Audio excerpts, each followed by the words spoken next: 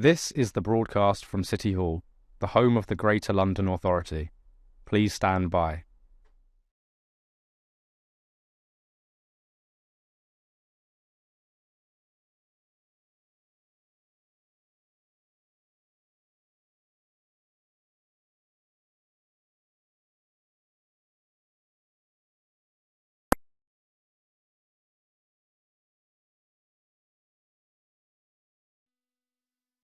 This is the broadcast from City Hall, the home of the Greater London Authority. Please stand by.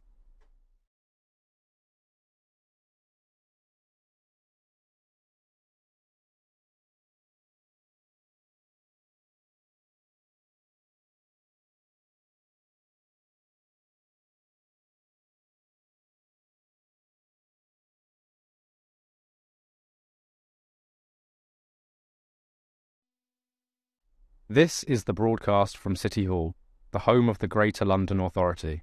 Please stand by.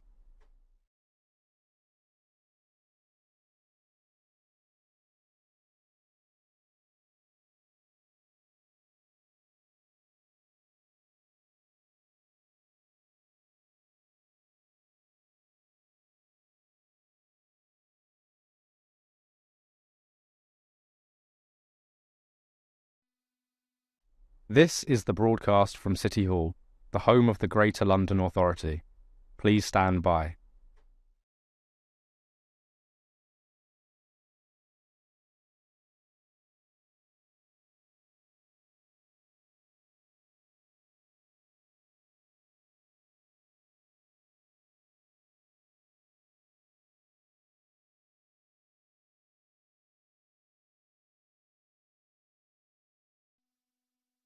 This is the broadcast from City Hall, the home of the Greater London Authority. Please stand by.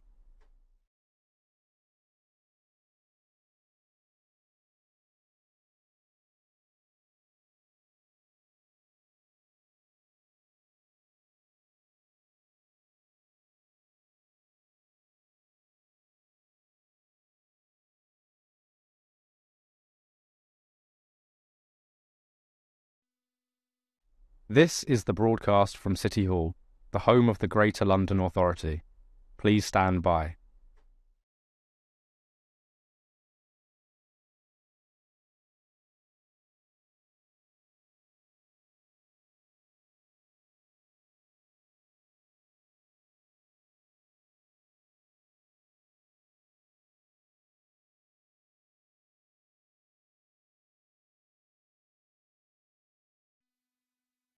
This is the broadcast from City Hall, the home of the Greater London Authority. Please stand by.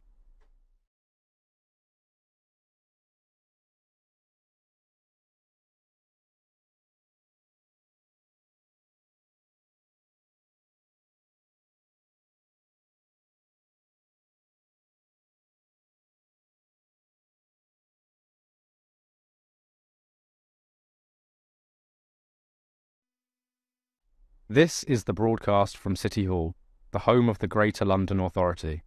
Please stand by.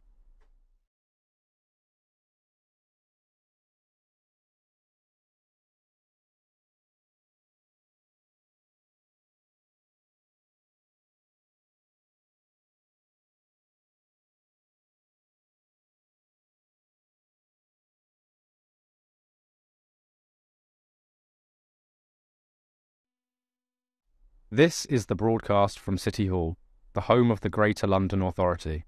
Please stand by.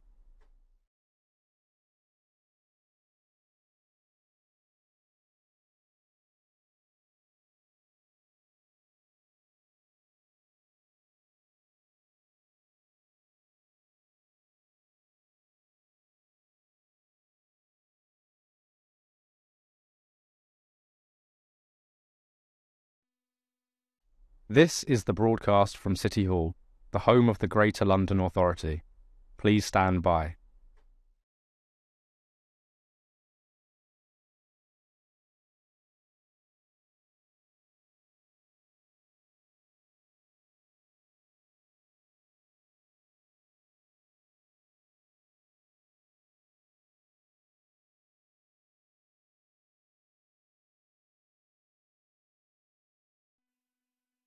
This is the broadcast from City Hall, the home of the Greater London Authority. Please stand by.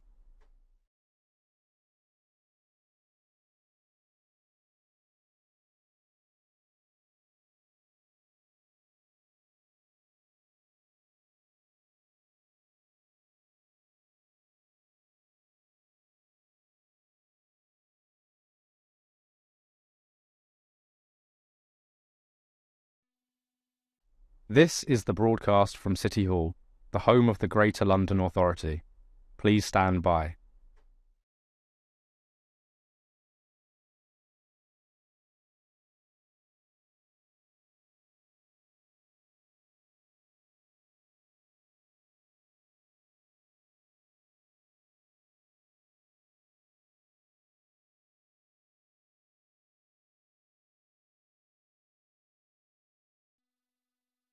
This is the broadcast from City Hall, the home of the Greater London Authority. Please stand by.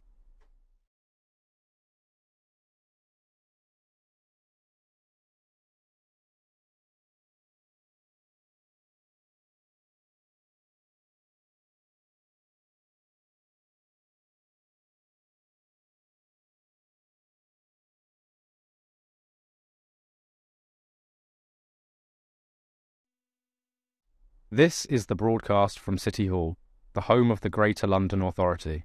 Please stand by.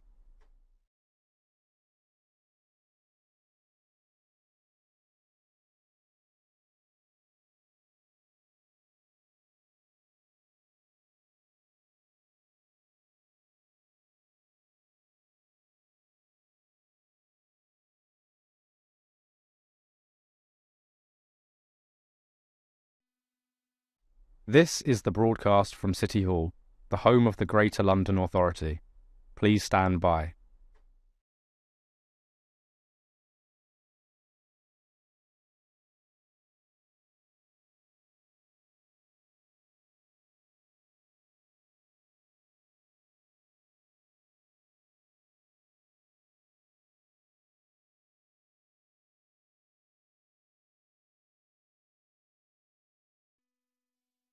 This is the broadcast from City Hall, the home of the Greater London Authority. Please stand by.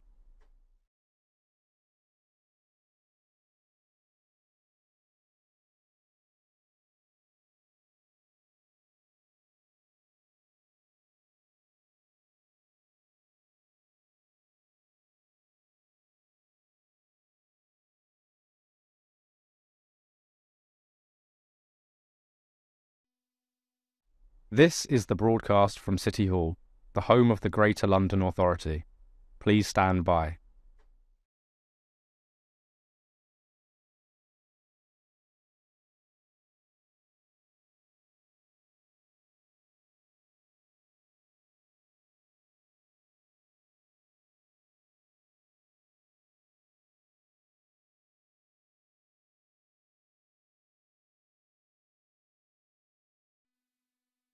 This is the broadcast from City Hall, the home of the Greater London Authority.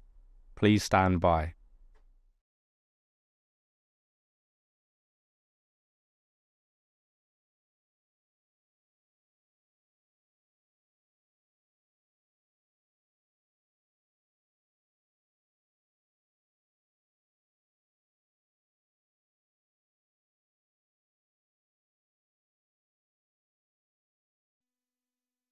This is the broadcast from City Hall, the home of the Greater London Authority.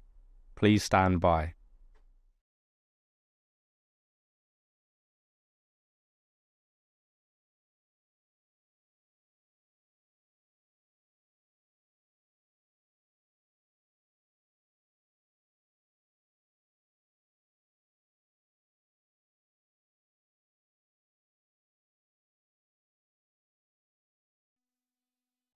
This is the broadcast from City Hall, the home of the Greater London Authority. Please stand by.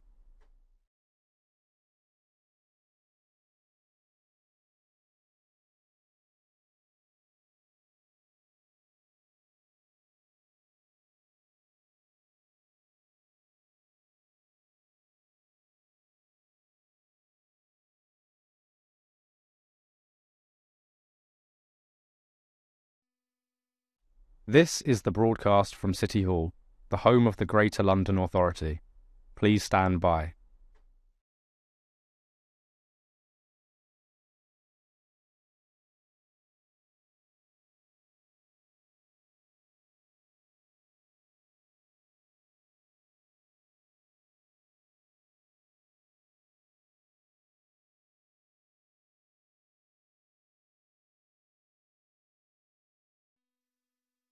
This is the broadcast from City Hall, the home of the Greater London Authority. Please stand by.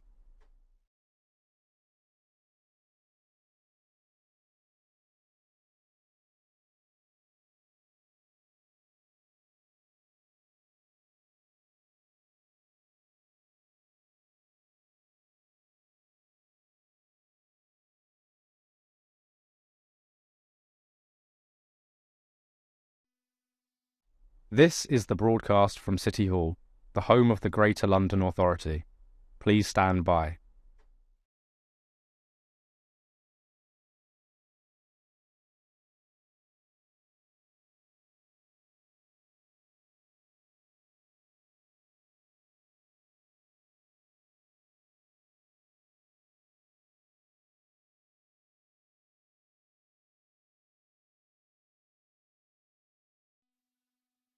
This is the broadcast from City Hall, the home of the Greater London Authority. Please stand by.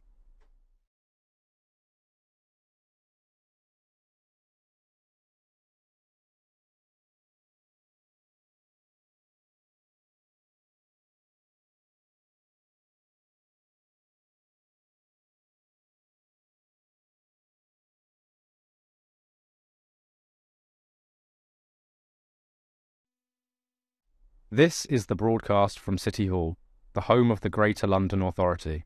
Please stand by.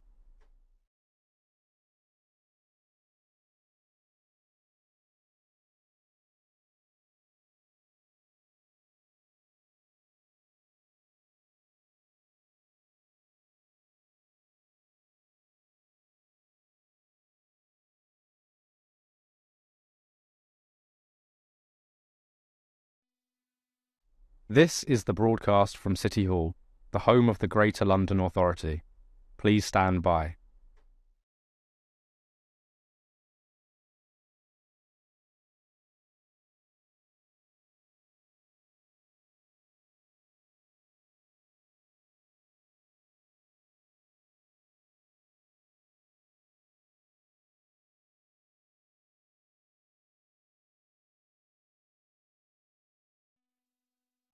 This is the broadcast from City Hall, the home of the Greater London Authority.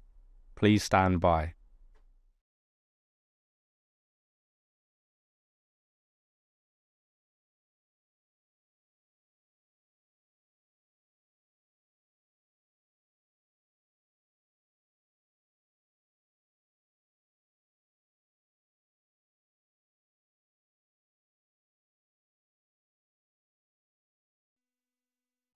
This is the broadcast from City Hall, the home of the Greater London Authority. Please stand by.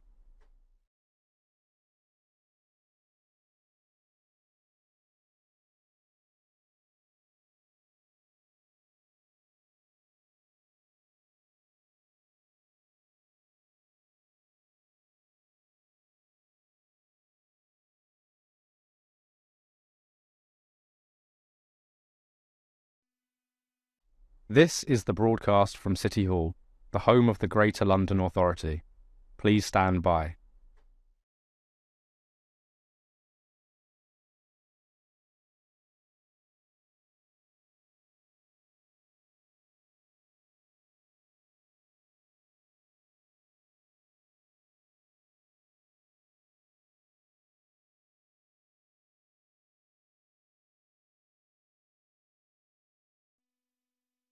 This is the broadcast from City Hall, the home of the Greater London Authority.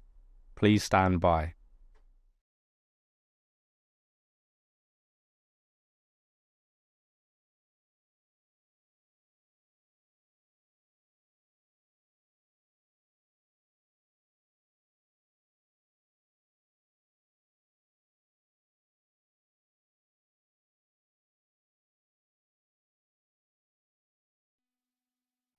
This is the broadcast from City Hall, the home of the Greater London Authority.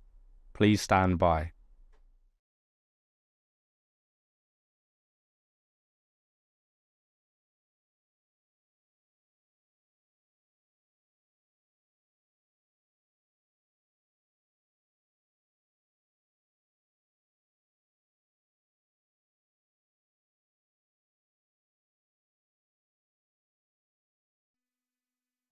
This is the broadcast from City Hall, the home of the Greater London Authority.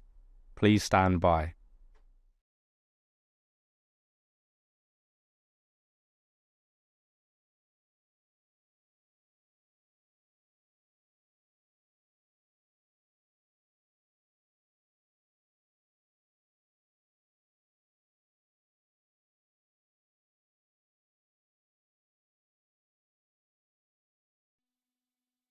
This is the broadcast from City Hall, the home of the Greater London Authority. Please stand by.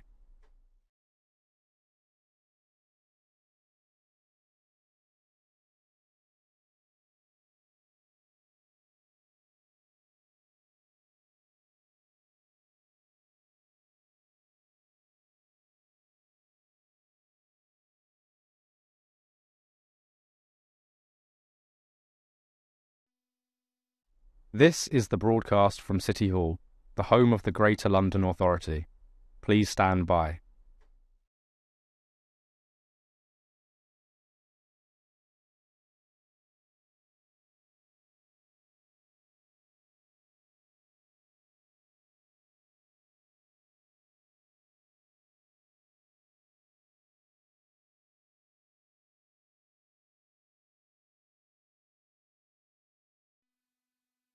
This is the broadcast from City Hall, the home of the Greater London Authority. Please stand by.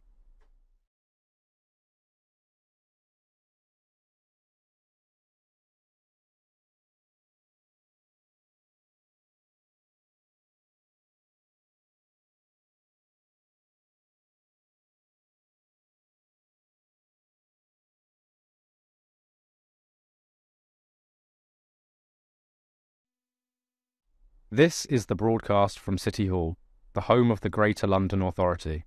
Please stand by.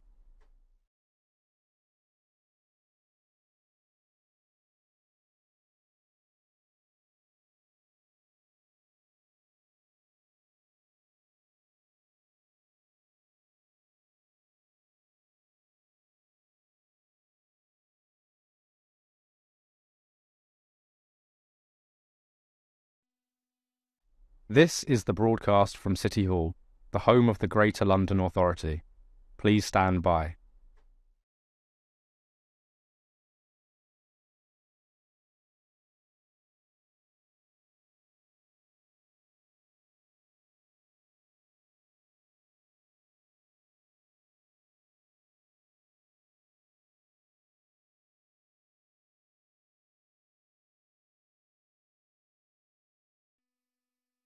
This is the broadcast from City Hall, the home of the Greater London Authority. Please stand by.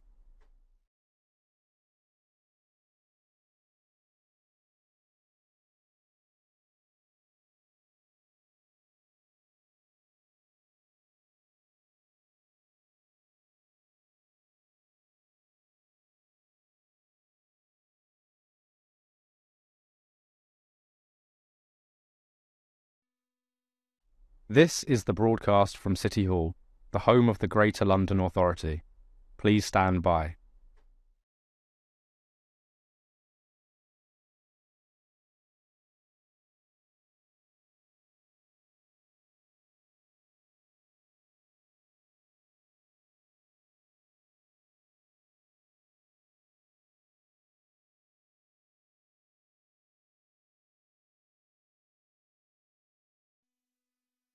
This is the broadcast from City Hall, the home of the Greater London Authority.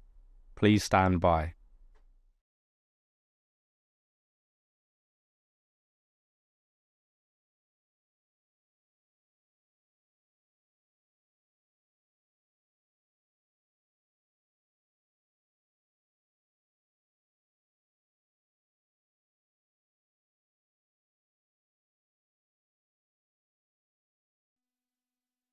This is the broadcast from City Hall, the home of the Greater London Authority. Please stand by.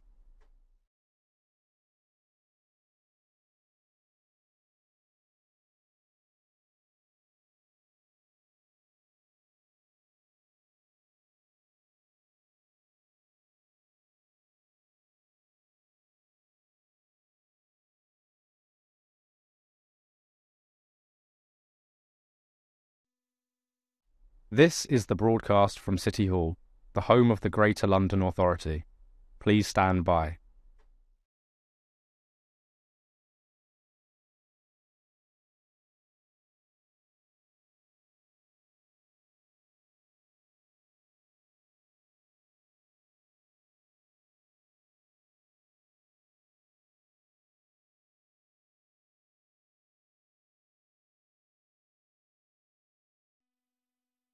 This is the broadcast from City Hall, the home of the Greater London Authority.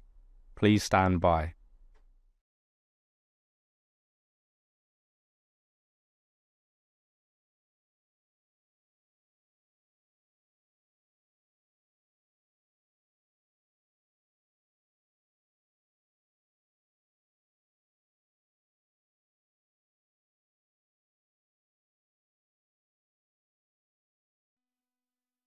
This is the broadcast from City Hall, the home of the Greater London Authority. Please stand by.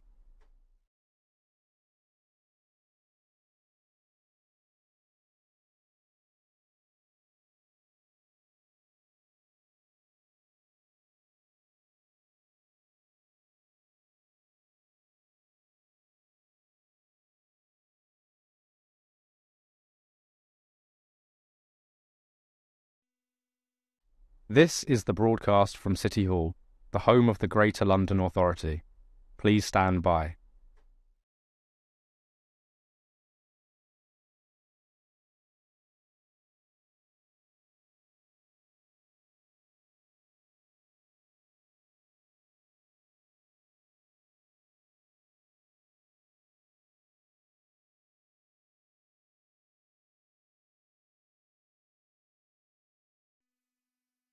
This is the broadcast from City Hall, the home of the Greater London Authority.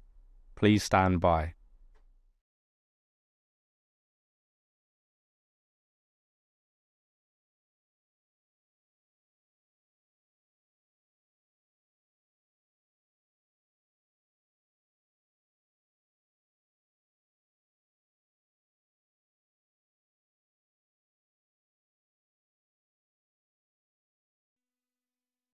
This is the broadcast from City Hall, the home of the Greater London Authority. Please stand by.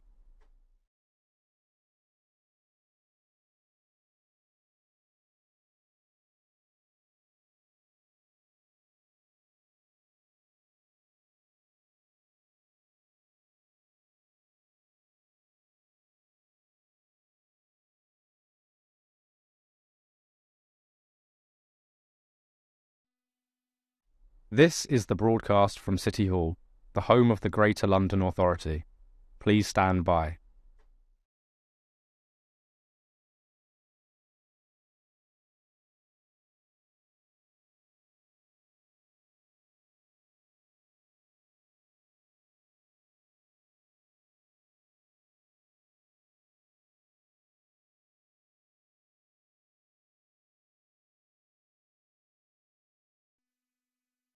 This is the broadcast from City Hall, the home of the Greater London Authority. Please stand by.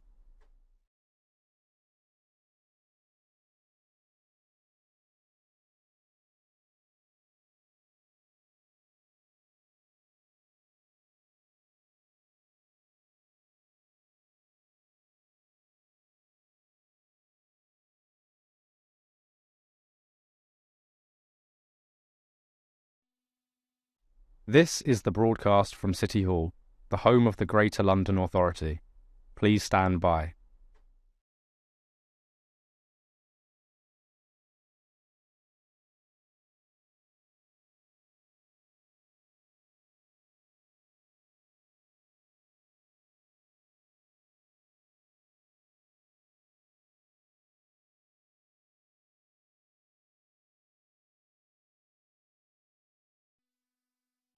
This is the broadcast from City Hall, the home of the Greater London Authority. Please stand by.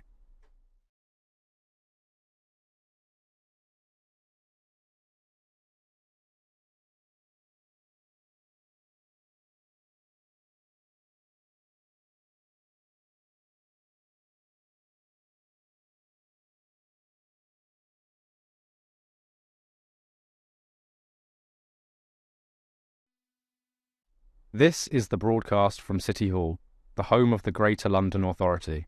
Please stand by.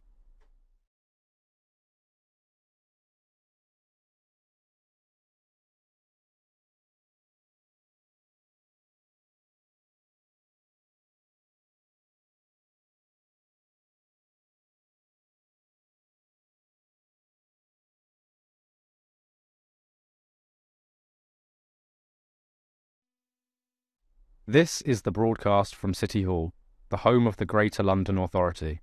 Please stand by.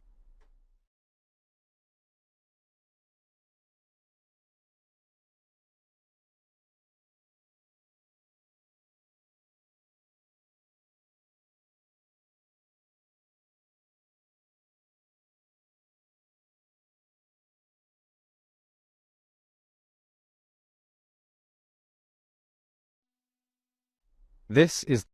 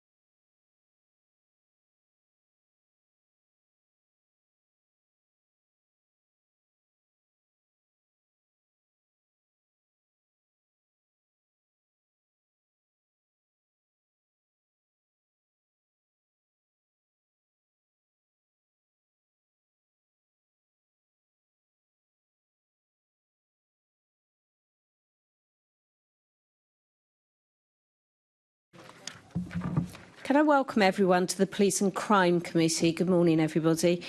This morning we will be starting our investigation on hate crime and violence against women and girls on London's public transport system. Please could you make sure that your electronic devices are switched to silent mode to avoid any interruptions. Can I now ask our clerk, Lauren Harvey, if any apologies have been received? Thank you, Chair. We've received no apologies for absence today, but apologies for lateness from Assembly Member Lord Bailey and our guest, Iman Atta from Telmama. Thank you very much. I understand that there have been some major transport issues this morning, so hopefully we will see both of those at some point. Can I ask the committee to note the recommendations set out at item 2 and ask if members have any other interest to declare? Can we note the completed and ongoing actions arising from previous meetings of the committee? We can now move on to our main item of business, which will focus on hate crime and London's public transport. Before I welcome our guests, I want to just make 2 points. First of all, I'm very aware, of course, of the appalling incident at Huntingdon over the weekend. And I would like to say for everyone watching that whilst this is a pertinent issue for this committee, and particularly around the transport investigation we're doing, I have asked if members would not ask the 2 panels that we have today any questions about this, quite simply because we are so early on in the investigation and our 2 panels will not be able to answer the kind of questions that we would ask. We have later on, for the 17th of December, asked the British Transport Police to attend, and that would be the more appropriate place to ask those questions. And of course, we should have some more information then as well. And the reason it's pertinent to London is because there is obviously a link with the DLR as well on Saturday morning, where the suspect is also suspected of having carried out an attack on the DLR. So that's very London-based. Secondly, with regard to the panel, we have asked a number of other organisations to attend, including the Community Security Trust, who unfortunately aren't here today. But I would like to reassure everybody that we are writing to targeted organisations about the issues that we have and sending questions. So hopefully we can have a really comprehensive set of answers to the questions that the members in this committee raise. So what I'd like to do is welcome our first panel of guests. Iman, as we said, will be here later and has been held up because of transport issues. And she's the director of Tell Mama. We have here today Nanette Youssef, who is the policy manager of the Runnymede Trust. Kai O'Doherty, who is the Director of Policy and Evidence at Gallup. And joining us remotely is Louise Holden, who is the Senior Policy Officer for Inclusion London. Welcome, everybody. So if we could start with questions, and I will kick off with everybody. So if we could start to have answers from everyone. And as always, if we could keep our questions brief, members, and if the question has already been answered, please don't ask it again. But also to our panellists, we are always really, really interested in everything that you have to say, but there is so much that we have to get through and so many questions. If you could keep your answers brief as well, that would be very much appreciated. So the first question that I would ask all of you is, what is the scale of hate crime on public transport in London? And I wonder, Nanette, if we could start with you, please. So, as the committee has already noted, between January to August 2024, hate crime across London's public transport rose by 27.8% in 1 year. So, from January to June 2025, reported hate crimes across the public transport network fell by 8.3%, but remain above pre-2023 levels. But one thing that I think is particularly interesting is that satisfaction levels with how the police handle hate crime have fallen, with latest estimates showing that 40% of those who experienced hate crime were very or fairly satisfied with how the police handled the hate crime, down from 55% of previous figures. So the criminal justice system was perceived by this group to be slow, intimidating, and at times incomprehensible. They struggled to make sense of what police officers were telling them to do, or the complex, unfamiliar technology and terminology used in reference to hate crime and the accompanying legislation that goes with that, or the seemingly endless delays in waiting to receive any form of communication or follow-up, or the hostile manner and tone adopted by frontline practitioners. I do think it is important to note that these criticisms were directed mostly at the police and the criminal legal system. However, there was also criticism of other frontline practitioners, including local authorities, housing associations, and the Crown Prosecution Service. Thank you, Kai. Good morning. So at Gallup, we're the UK's anti-abuse charity for LGBT plus victims and survivors. So we work across domestic abuse, sexual violence, and hate crime. And we're also proud to be the lead partner with the Community Alliance to Combat Hate Catch partnership in London, which is with 11 other buy-in-for services. So really happy to be speaking about the experiences of Gallup and LGBT community. We did a report with Travel Watch London, which actually looked specifically into LGBT plus safety in London's public transport. So I'll largely be drawing from that research report. And to your question, in terms of scale, that report found that 2 in 3 LGBT plus Londoners had reported victimization on public transport in the previous year. 1 in 5 experienced hate crime itself while traveling, most of which, 84% of which, did not go reported. And I know we'll speak more about kind of the issues and barriers to reporting. The clear sense of a constant sense of vigilance came across strongly in our community. So always being aware that there could be possible kind of victimization or hate crime. So 2 in 3 kind of always feeling that constant threat whilst on public transport in London, with 2 in 5 saying they feel uneasy or on edge. So I think we'll speak about this further, but this kind of constant sense of fear. And in terms of a broader sense of hate crime, Home Office figures, the most recent ones, show that when it comes to sexual orientation hate crime, in the past 5 years, that has increased nationally by 19%, and for transgender people, 52%. Thank you. Thank you. Louise. Thank you.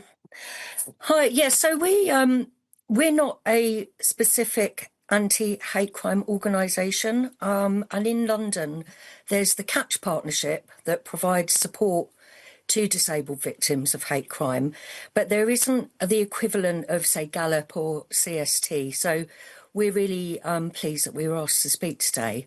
So thank you for inviting us. I think the current situation for disabled women on London public transport is largely invisible. There is no current data that shows the impact. All we can say to you is, in general, disabled women are up to 3 times more likely to experience violence. And there are global statistics that say 9 out of 10 women reported some sort of harassment on public transport. But in terms of finding out what the actual issue is in London, there is very scant research.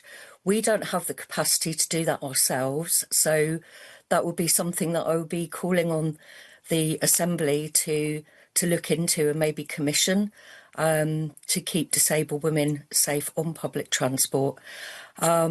We did do some research in the past when we were the London Deaf and Disabled People's Hate Crime Partnership, and we had over half of women that were coming to us for support for the organisations that we support, and half of those didn't want to report to the authorities. So there's an issue of fear of being believed, and a lack of adequate and appropriate support when someone does report. The disability hate crime figures are woefully low. I think there were 9 in 2023 reported that actually went through. British Transport Police were having issues with finding out what the actual issues were around disability hate crime because of the new Connect system with the Met. That altered some of the data somewhat. So I think in general, we would say we don't know what the actual impact on disabled women is, but we know that they're disproportionately affected. Thank you. Thank you. My second question is, in your experience, how does hate crime on public transport compare to other public spaces? Kai, I wonder if you could start, please. Thank you. Similar to the previous speaker, we don't have extensive data on where hate crime occurs in terms of other public spaces, so I won't be able to give you statistics to that question. But from our frontline services, so at Gallup, we run a helpline, we have advocates, independent hate crime advocates, we have therapeutic services. So speaking with our frontline services, it's clear that there is a fear, especially around for trans people, as well as gender nonconforming, say cisgender women who might not be perceived to be women by some in society. There's an increasing amount of fear, and we see actual kind of attacks and harassment in public spaces such as toilets, restaurants, etc. So whilst the statistics haven't yet, similar, would love to have that kind of research done, we know that that level of fear and it's happening in reality in many places. But similar, the transport obviously being the way that people get to those public spaces, it's all wrapped up in the general fear of being in public for many LGBT plus people. Thank you. Louise. Thank you. Yes, so anecdotally, because as you probably know, Inclusion London support over 70 organisations around London that have disabled membership. So they estimate about 74,000 members across London, and a lot of them are women. So anecdotally, we have spoken to women with learning difficulties who experience almost daily harassment when trying to use public transport. It actually escalates into being stalked and followed home for exploitation. And I think it was January 2022 we were giving evidence to the London Assembly about that issue previously. And we've recently been working with Melissa Parker, who set up the Hands Off Our Handles campaign. And that was through her direct experience of having unwanted attention. And there's something particularly frightening about having someone take over your wheelchair without your permission, without your consent, under the guise of helping you, when actually there could be unwanted sexual touch and the fear of being taken off somewhere that you really don't want to be. So, yeah, we have got lots of anecdotal evidence. We would really welcome coming back to the London Assembly with some disabled women to share their personal experiences. But again, we haven't got data that can support that. So I think London can really show the way with exposing this really serious issue. And I think some of it is to do with women not wanting to report. They just want it to stop. And that's very typical across hate crime, regardless of where it's happening. Particularly to public transport, there's also a worry of being stranded and not having any staff around that can intervene. And this happens anywhere when someone's just trying to travel. So those are the current issues that we know of. Thank you. Thank you. Nanette. Thank you. Like the other speakers, I'm reluctant to talk at length about hate crime in other sites because the research just isn't really there to support it. But what I can say is that research suggests that victims and people of targeted communities modify their behaviour in response to hate crimes to do with how they dress, where they go, often avoiding certain areas and certain services. But I think that hate crime on public transport is unique because of the proximity that people have to each other on that form of transport. And I think that it's a really key site for investigating hate crime because of that. And in some cities, and in London, I would say particularly, there's a large percentage of women who are what I would call public transport captive. So this means they have little to no access to other forms of transportation. And in that case, fear of their personal safety, because let's be honest, hate crime is deeply intersectional, it's going to impact not only how they can travel, but also their socioeconomic contributions to society through ability to go to work and things like that. So I think that hate crime really needs to be examined in a holistic way that encompasses the fact that it happens in a variety of different spaces, but that acknowledges that on public transport, it's a really key site for this to take place. Thank you very much. What impact is hate crime on London's public transport having on people's perception of safety and confidence to travel and their fear of crime? Louise, could you answer first, please? Thank you. So fear of crime and the sense of being personally safe. The fear of crime is greatly increased among disabled women. You've got the intersection of being disabled and also being a woman. Disability intersects across all of the protected characteristics. So you have multiple impacts which will generate fear. So like the previous speaker said, there is a moderation in how people deal with that fear. So they maybe wouldn't travel alone. They wouldn't travel during the school run because there is an increase in harassment and abuse for disabled people during school run hours when the schools are being, when all the children are on the bus. That's a really well-known time to avoid travelling on public transport. Like the previous speaker said, there is evidence to show that disabled women with learning difficulties are more likely to travel by public transport and therefore more likely to experience being targeted. So the behaviour changes are very similar to women in general with making sure that you're not alone, making sure that you travel in times that feel safer. And the fear of being attacked would really prevent people from going out. So what we did find, very small amount of research to show that if someone had been a victim of being harassed or abused while out in public, they are less likely to use public transport, and some reported actually stopping using public transport. And what this might mean for a disabled woman who hasn't got access to other types of travel, that would make them very isolated and restricted to the home. Thank you. Thank you. Nanette.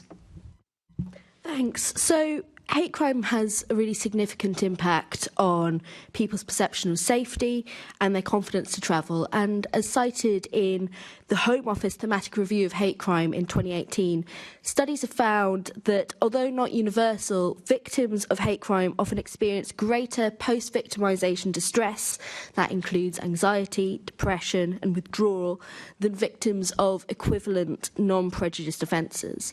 I know from my own experience how severe and debilitating that can be, but I think it's also important to recognise that these victims often feel very unsupported in the process through poor reporting mechanisms, lack of being taken seriously by authorities. There's a really interesting study conducted by the London Travel Watch in 2022 which explored the personal safety of London transport users, and they found that compared to white British people, those who identified as black, Asian or minority ethnic were less comfortable talking to British Transport Police. I think that's really interesting because it shows that not only is hate crime having this severe effect on people's well-being, but it's also not being reported, and when it is reported, there's often severe issues to do with trust and accountability that are exposed. Thank you, Nanette, and we are going to be talking about underreporting in the next section. Kai. Thank you. So the Travel Watch research that we conducted with them out in London looked specifically into this impact of hate crime. So the first kind of area is what we'd call hypervigilance. So the sense of always having to be aware of what's going on, monitoring your surroundings. And 2 in 3 LGBT plus respondents said that that was the way in which they experienced London transport. There was also 4 in 5 people, LGBT respondents, said they modified their traveling behavior, including disguising being LGBTQ+. And this is something I can certainly understand as well personally, but when you show up, when you go trying to, say, travel to a queer event, you might change what you dress when you get there, or even just how you make eye contact or not was something that was referred to, where you kind of position yourself in the train. And I see nods in the crowd that there are different ways in which people have experienced this, but to be less queer on transport is something that people were presenting. Avoiding travel altogether was also quite prevalent. So nearly 7 in 10 of the respondents said that safety concerns prevented them from going to places they would like to visit in London, which I found extremely high. And then finally, poor well-being. I think probably feels quite obvious that the experience of being a victim or experiencing hate crime, or at least having to suppress your own sense of being, meant that people had negative kind of well-being impacts as a basis for that. And just to echo my fellow panelists, that the research did show higher levels across all of those factors for people who are women, trans people, people of colour, and disabled people as well. Thank you very much. Assemblymember Hall. Thank you. Good morning, all of you. The Met has recently announced that it's no longer going to investigate non-crime hate incidents, saying that this will allow officers to focus on criminal offences. So do you agree with that approach, Kai? Thank you for the question. So Gallup doesn't agree with this approach. We put out a statement on the day of the announcement.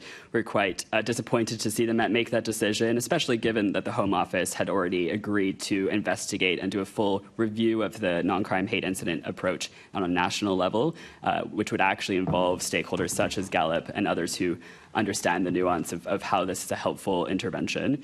So yeah, we really do think that the Met made a bad decision in that case, and we'd welcome kind of further discussion. And the reason is that non-crime hate incidents are a very helpful indicator of wider patterns of behavior that might occur, that might escalate and often do escalate into hate crimes. So it is a really helpful way to understand where there might be community tensions or behavioral changes to ultimately prevent harm to people and potentially save lives.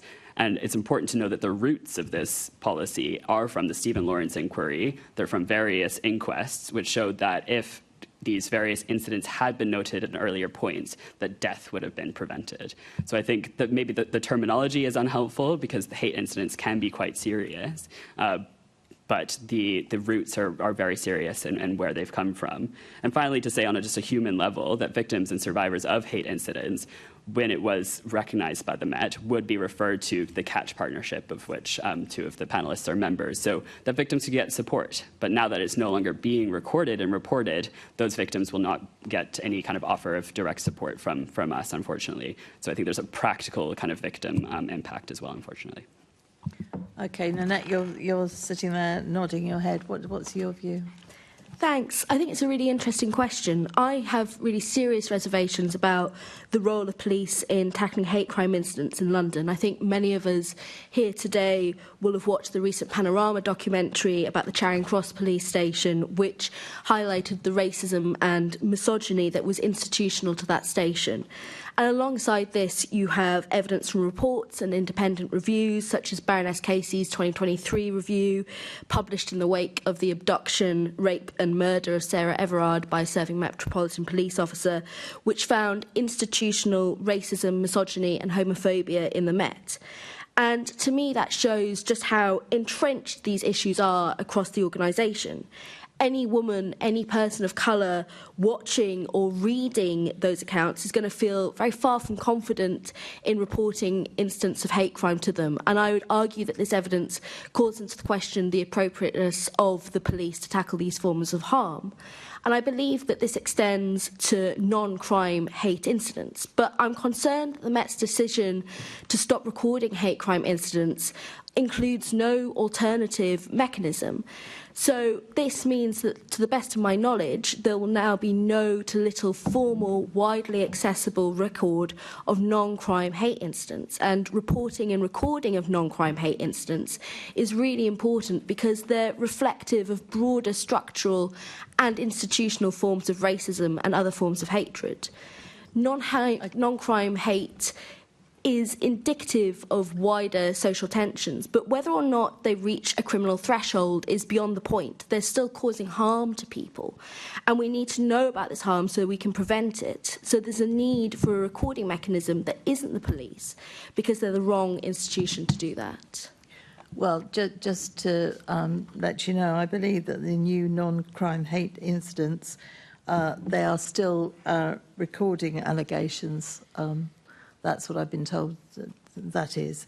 I mean, I disagree with you. I understand why you're saying this, but we are losing 3,300 officers this year. The police are having to get, and it's very pertinent, they're getting rid, I believe, of the safer transport teams, which are the the Metropolitan teams on buses. I haven't read that anywhere. I've had people contact me from police officers telling me they're going. So there aren't going to be any police officers. So given that there is £260 million shortfall in their budget, many of us, whilst it would be lovely for them to be able to report and deal with the non-crime hate crimes, I think many people think that they should be concentrating on the actual crimes. But it's interesting to hear your views. Louise, what are your views? Yeah, thank you. We absolutely disagree with this decision. With disability hate crime, it quite often starts as so-called low-level harassment, and it's misunderstood as antisocial behaviour or neighbourhood disputes. This can quickly escalate into meeting a crime threshold. And it's also worth saying that the legal framework around prosecuting disability hate crime is slightly different to other types of hate crime. So it's even harder to reach that threshold. So we worked with the Metropolitan Police Service to really focus their attention on disabled tenants, because we know that a lot of incidents of disability hate crime happen either in or around the home. I know this is about public transport, but this is the work that we did. And it's just to highlight how you can focus some work that is not going to take resources away, that can actually be very effective. And they trained the new neighbourhood policing teams in how to recognise disability hate crime, disability non-hate incidents, and how they can build up to then prevent it escalating into crime. So I think the decision, I am aware that they are still going to record them, but I think the decision not to investigate and just have that as a blanket decision across the board is ill-advised when it comes to disabled people. If there is a pattern that is emerging, there is an opportunity for police officers to de-escalate and prevent serious harm to someone through having that opportunity to investigate. So we feel very strongly that this is the wrong decision. We also feel very strongly that there is something missing in the engagement with the community around how these decisions are made. There is the Equality and Diversity and Inclusion Directorate that was set up. They don't seem to be doing anything to improve community confidence in the disabled community. And these decisions just seem to come from a lack of resource, and that is not the right way to go about drastically changing something that could actually prevent very serious harm. And I agree with what the other speaker said about, from Gallup, that said about, these serious case reviews, it's always, there's a lack of understanding of the pattern leading up to the incident. And we're talking about hate crimes that involve murder, the loss of life. Yep. I mean, nobody can disagree, because that makes sense. But the other side of it is we're losing 3,300 officers. I mean, what's your view? If down one end of the borough you've got somebody who's been, I don't know, stabbed, and at the other end of the borough you've got somebody who's claiming for a no crime, hate crime, and that is the situation they've got. This is the situation they are in.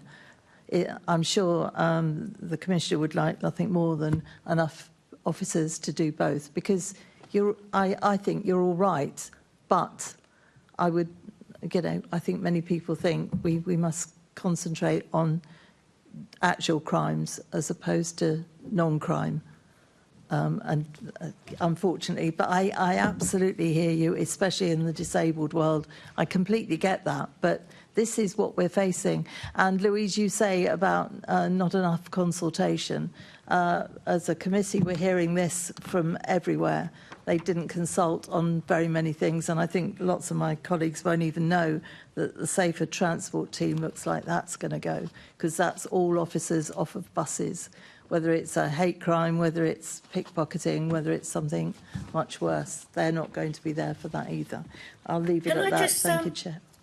Could I just briefly respond? So I want to make it really clear publicly that if a crime meets the threshold for a crime and it's shown that there is hostility towards that person based on a protected characteristic, it is then investigated as a hate crime.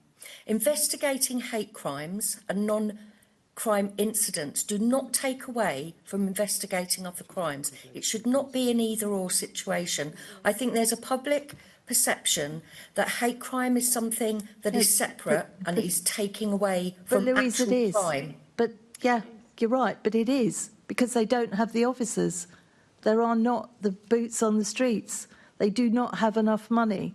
So I'm afraid there is a decision to be made, which is why the Commissioner has said that if it is a crime, they have to, that is their job. But if there's no crime, that is where they're coming away from it. I get where you're all coming from, but it's a decision that they've had to make because they do not have enough money, which is something for us all to take up. Thank you. Thank you, Chair. I'm really sorry. We do need to move on. We've got a lot of questions. Assembly Member Roberts. Sorry.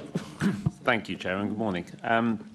Yeah, I get the point you're making, particularly, Louise, regarding the necessity for recording. I mean, it's important that the recording still keeps happening, because I'm also the leader of a local authority, and what we often find for things like antisocial behaviour incidents, for example, we ask that there is a detailed collection of evidence provided. So if there's a troublesome tenant, for example, we ask that there's a constant stream of evidence so that we can then take action. We can't take action on a single thing. So as long as you've got that data set, then if things do escalate into crime level, then you've got the evidence to back up. I'm not sure if that made much sense, but I knew what I was talking about. Is it difficult, though, that the problem that we're dealing with here between hate crimes and hate incidents is that quite often it's a grey area between the two? What qualifies as a crime, what qualifies as a hate incident, what qualifies as somebody overstepping the marks of free speech? Would anybody like to comment on that? Yeah, happy to jump in. Thank you for your question. I think that is quite comes to the core of the issue of also trust and confidence from our community, the LGBT plus community, with engaging with the police, is that so often the misunderstanding of what is a hate crime and then how that person is treated just prevents any form of reporting. But that, yeah, many things that our services see that are hate crime are initially misunderstood by the police to be such. And it takes strong advocacy from brilliant frontline staff at Gallup and our equivalent protecting other communities to really make it clear and educate police on what has happened and the ways in which that is both a crime and a hate crime. So the issue is broader than kind of what counts as a crime and redeploying police, but instead understanding that hate incidents often do collectively create a crime, or at least can indicate that a crime is going to happen. But many times it is indeed a hate crime that has been misunderstood by the police. Thank you. Just to echo a lot of what Kai's just said, I think it's really important that we understand that there is a lack of legal clarity around the difference between the two categories. That is a concern. But I think it needs to be better understood that a lot of people who are victims of hate crimes also don't understand some of the legislation and terminology around hate crimes. And so there's a reporting difficulty at the very origin because that isn't well understood and disseminated amongst people who are victims of hate crime. But what I would say is that these forms of non-crime hate crime, they escalate. They are indicative of broader social tensions. And so by reporting, recording, investigating them, there's some chance of preventing that crime from escalating further down the road. Okay. Thank you. Thank you, Chair. A very quick question from Assembly Member Lord Bailey, please. And do you think you could target your question to one of the panellists, please? Thank you, Chair. Excuse my lateness, Elizabeth Line. You've talked exclusively about the sort of what you see as the positive side of this, but what about the negative side of this? I come from a community, black men, who are regularly labelled as criminals, and if somebody labels us, our behaviour, as hate crime and it's recorded, that's our future ruined. I've been a youth worker for over 35 years. I've dealt with many young people who've had to carry a criminal record, and at least in their estimation, unfairly, and a incidence of the recording of non-hate crimes has exacerbated that problem as far as we can see it as a group of people. And often people are not even told that they've had this registered against them. It now carries the feeling of the gang matrix where you were on it and you didn't know you were on it. So what will you say about some of the negative effects of labelling people in this way? Because you focused on what works for you, but what works for other vulnerable communities who don't have this organised voice? Kai. Thanks for your question. I think this is why I started off my piece by saying that the review into non-crime hate incidents, which the Home Office has reported to do, is something that we welcome. I think that we need to understand, as a victim and survivor organisation, our Gallup's approach is always what is best for the victim and survivor, and how can they get support. So appreciate that there are certainly negatives, which Nanette already spoke to as well in her speech, of where policing and over-policing of groups, including people of colour in London, is an issue. How can we both support victims and survivors through services like Gallup, but also not overly criminalise people? And I think the two are possible, and I imagine that you would agree with that. No, but a more comprehensive review, which actually consults communities who are involved in this, is a far more comprehensive approach than making a decision that seems far too sudden and unconsultative. I just want to say why I don't agree, because people are allowed to label your behaviour without your knowledge as a non-crime that then enters your record and has the effect of a crime on your future. So I absolutely don't agree with what you've just said, and I think a review may have helped, but there's many a community who are under severe pressure by these things. We don't have the time for a philosophical conversation. What is non-hate crime, for instance? You already spoke about the fuzziness in the legal definition, and that leaves members of the public exposed to the full weight of the law with no defence against that, and I think that's out of order. And I think what the Metropolitan Police have done is probably, at least for many communities, the right step forward, notwithstanding the amount of resource it was costing as well. Back to you, Chair. Thank you. Moving on to the issue of under-reporting trust and confidence. Assembly Member Cooper. Thank you, Chair. I mean, we've already touched on this a bit, actually. I think Louise talked about under-reporting, and so did Nanette.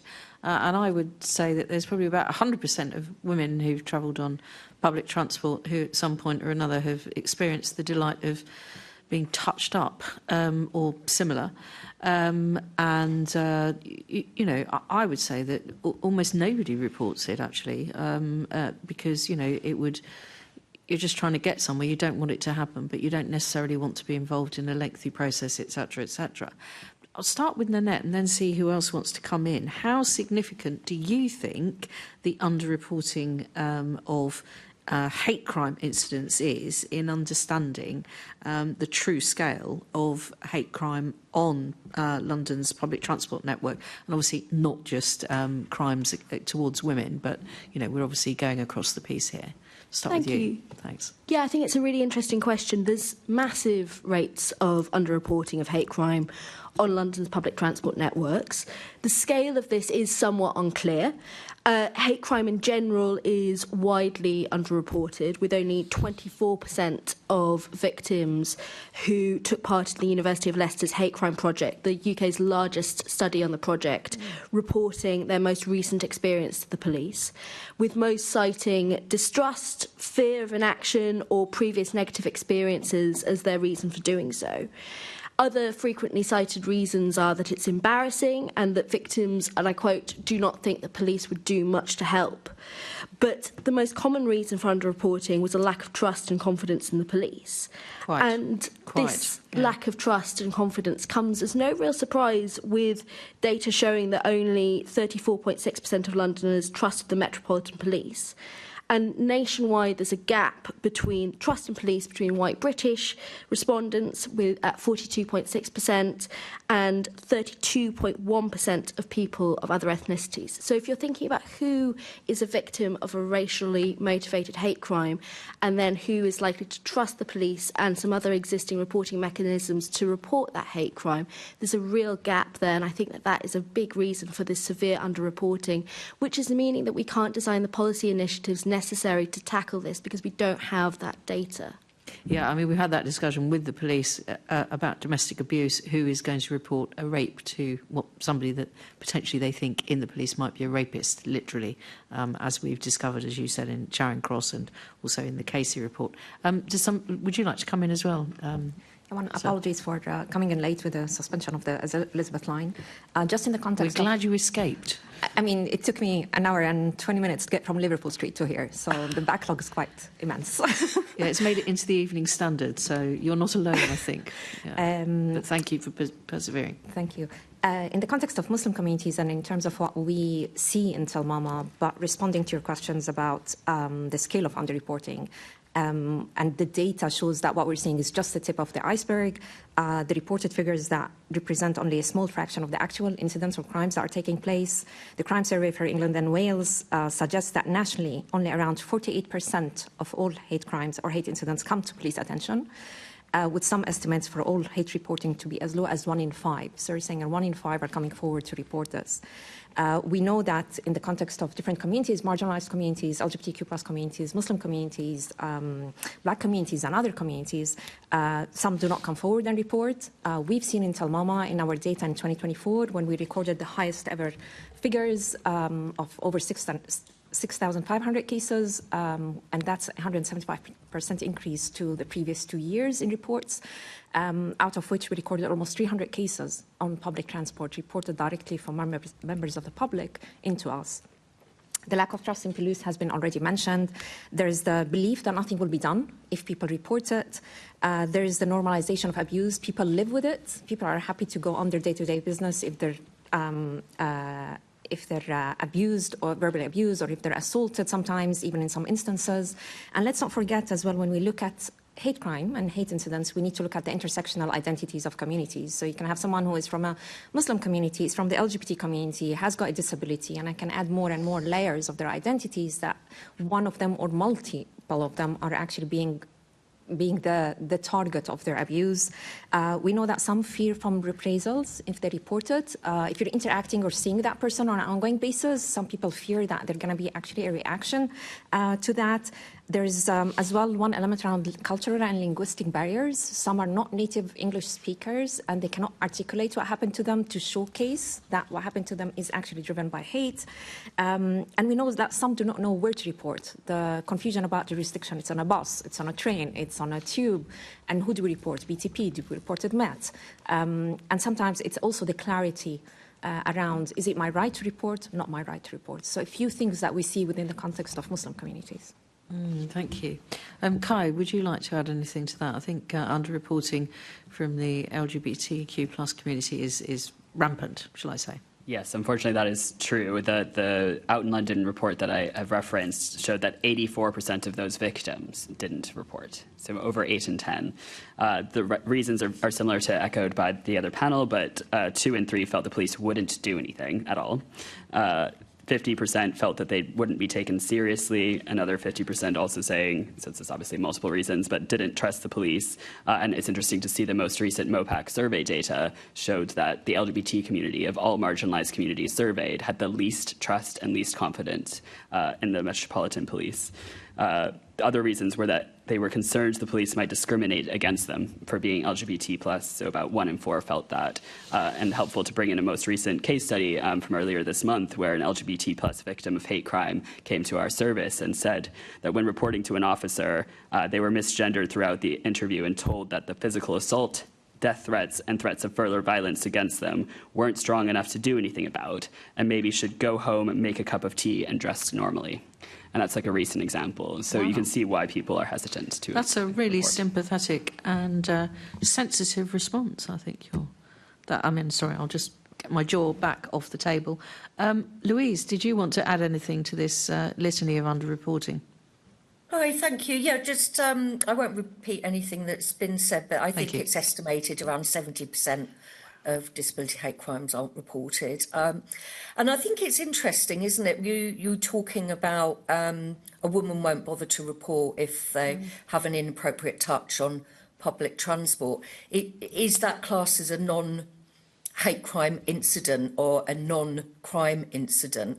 So I just think it's good to reflect on that, because even though these incidents are deeply impactful on the person, meeting that criminal threshold doesn't really give the full picture of how impactful these incidents of harassment and abuse and daily being targeted are on someone. So is it that we have, we acknowledge the financial restrictions on the Metropolitan Police or the British Transport Police, and actually start to invest in our communities more, invest in local community groups that can support people that have been victims of a non-hate crime incident to recover from that, instead of just, having this unrealistic expectation that the police will investigate if I phone them to report something.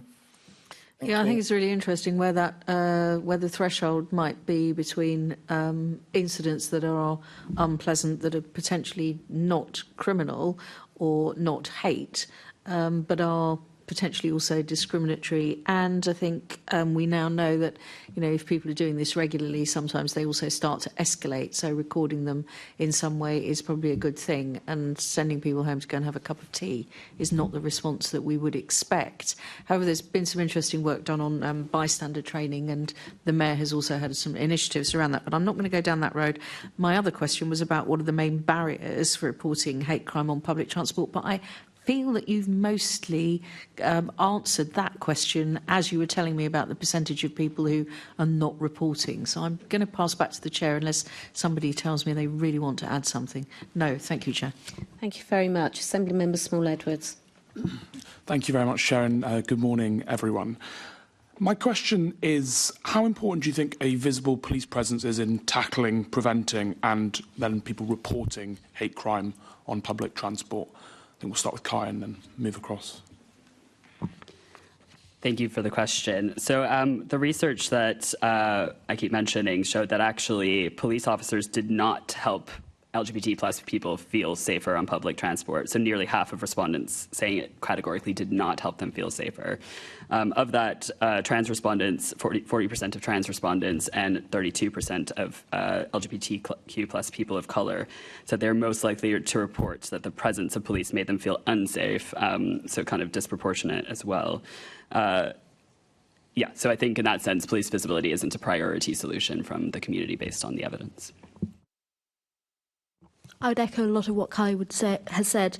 I think that hate crime as it currently stands posits crime as the product of individual bigotry, and it obscures its structural and systemic roots, and as such it fails to address the social and political conditions that have produced hate.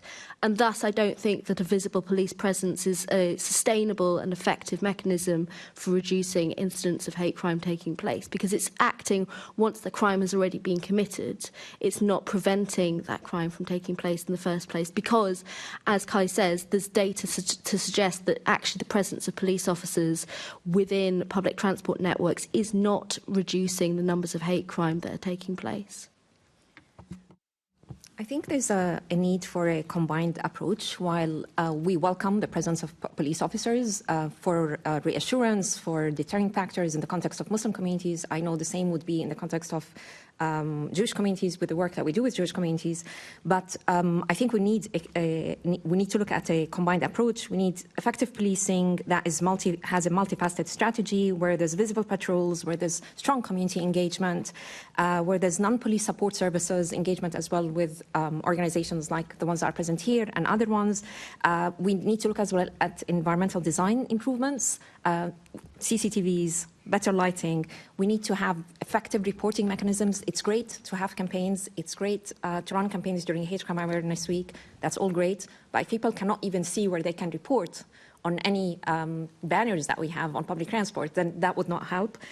So I think the visible policing is a power component. It is a powerful component in preventing hate crime, but it's through deterrence, improving public confidence, which is at its lowest in London, but also across the UK.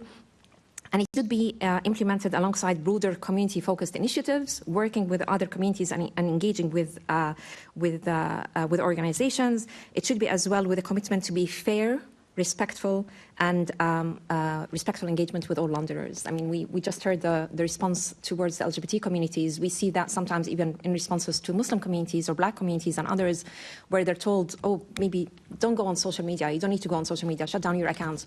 Don't come out of your house. Use other routes. That's not a way to live and be unsafe in London. Definitely. Louise? Thank you. Yeah, and just in addition, I don't broadly agree.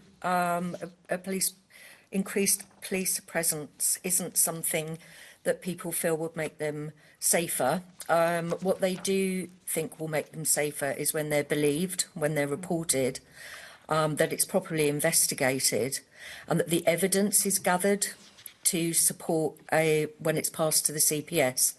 So I think for disability hate crime, a lot of cases, it's either doesn't meet the criminal threshold or because there is a lack of evidence. So, and it goes back to the non-hate crime incident reporting. That's where a lot of the evidence would be gathered for a pattern. So, yeah, that's all I want to say in addition. Thanks. Thank you, and thank you all for those really clear answers. I think my next question might have already been answered, but if anyone does feel like contributing, please do. It's just around the level of trust that the people you work with and their communities have in using the TfL or police reporting tools. Again, yeah, if no one has anything to add, I'll hand back to the chair, but if so, please. I think from the context of Muslim communities and those that we serve, many are actually looking into not using public transport. We get reports of families saying, oh, we would rather actually book a taxi or an Uber for our sister, our mother, to actually go to their destination and not use public transport. There's an increased level of safety and anxiety about using public transport. And let's not forget, when you talk about public transport, we shouldn't talk about it in silo. You use public transport to get to the workplace. You're already carrying that impact of what happened to you into your workplace or when you're going back home. The other thing I think that we're seeing is a change of behavior. People that, let's say specifically visibly Muslim women, they decide to take off their headscarves so that they're not visibly seen as Muslim for them to use public transport. So there's change of behavior in order to people to use public transport. We've seen as well changes in routes. People are taking different routes to get to their destinations. And let's not forget, when we talk about as well the impact in the context of anti-Muslim hatred on women, you have both cases that we get reported into Tell Mama that have got an element of hate aligned to them, but also sexual harassment attached to them as well. So that even prevents women to feel safe at any point in using public transport. I myself am more and more very cautious when I'm around and using public transport, and it was not the case when I think came into the UK, I'd say a few years ago. So it's quite a turbulent time I think we're going in, and I think public transport is supposed to be a safe space, where you're in a private space, safe space is no longer safe. Thank you very much. Thank you, Chair. Thank you. Assemblymember Garbutt.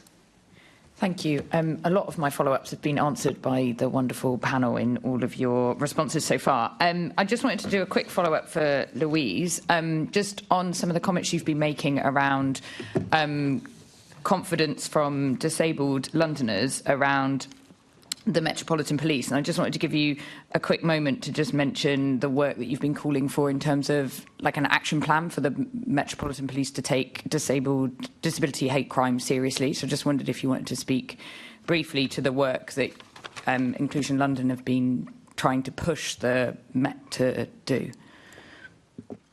Thank you for that question. Yeah, so with the case review and then the surge of activity that happened in response to that, and with the new Met for London plan, and the establishment of this new structure, we were really hopeful that there would be more opportunity to work in a way that was actually meaningful for disabled Londoners.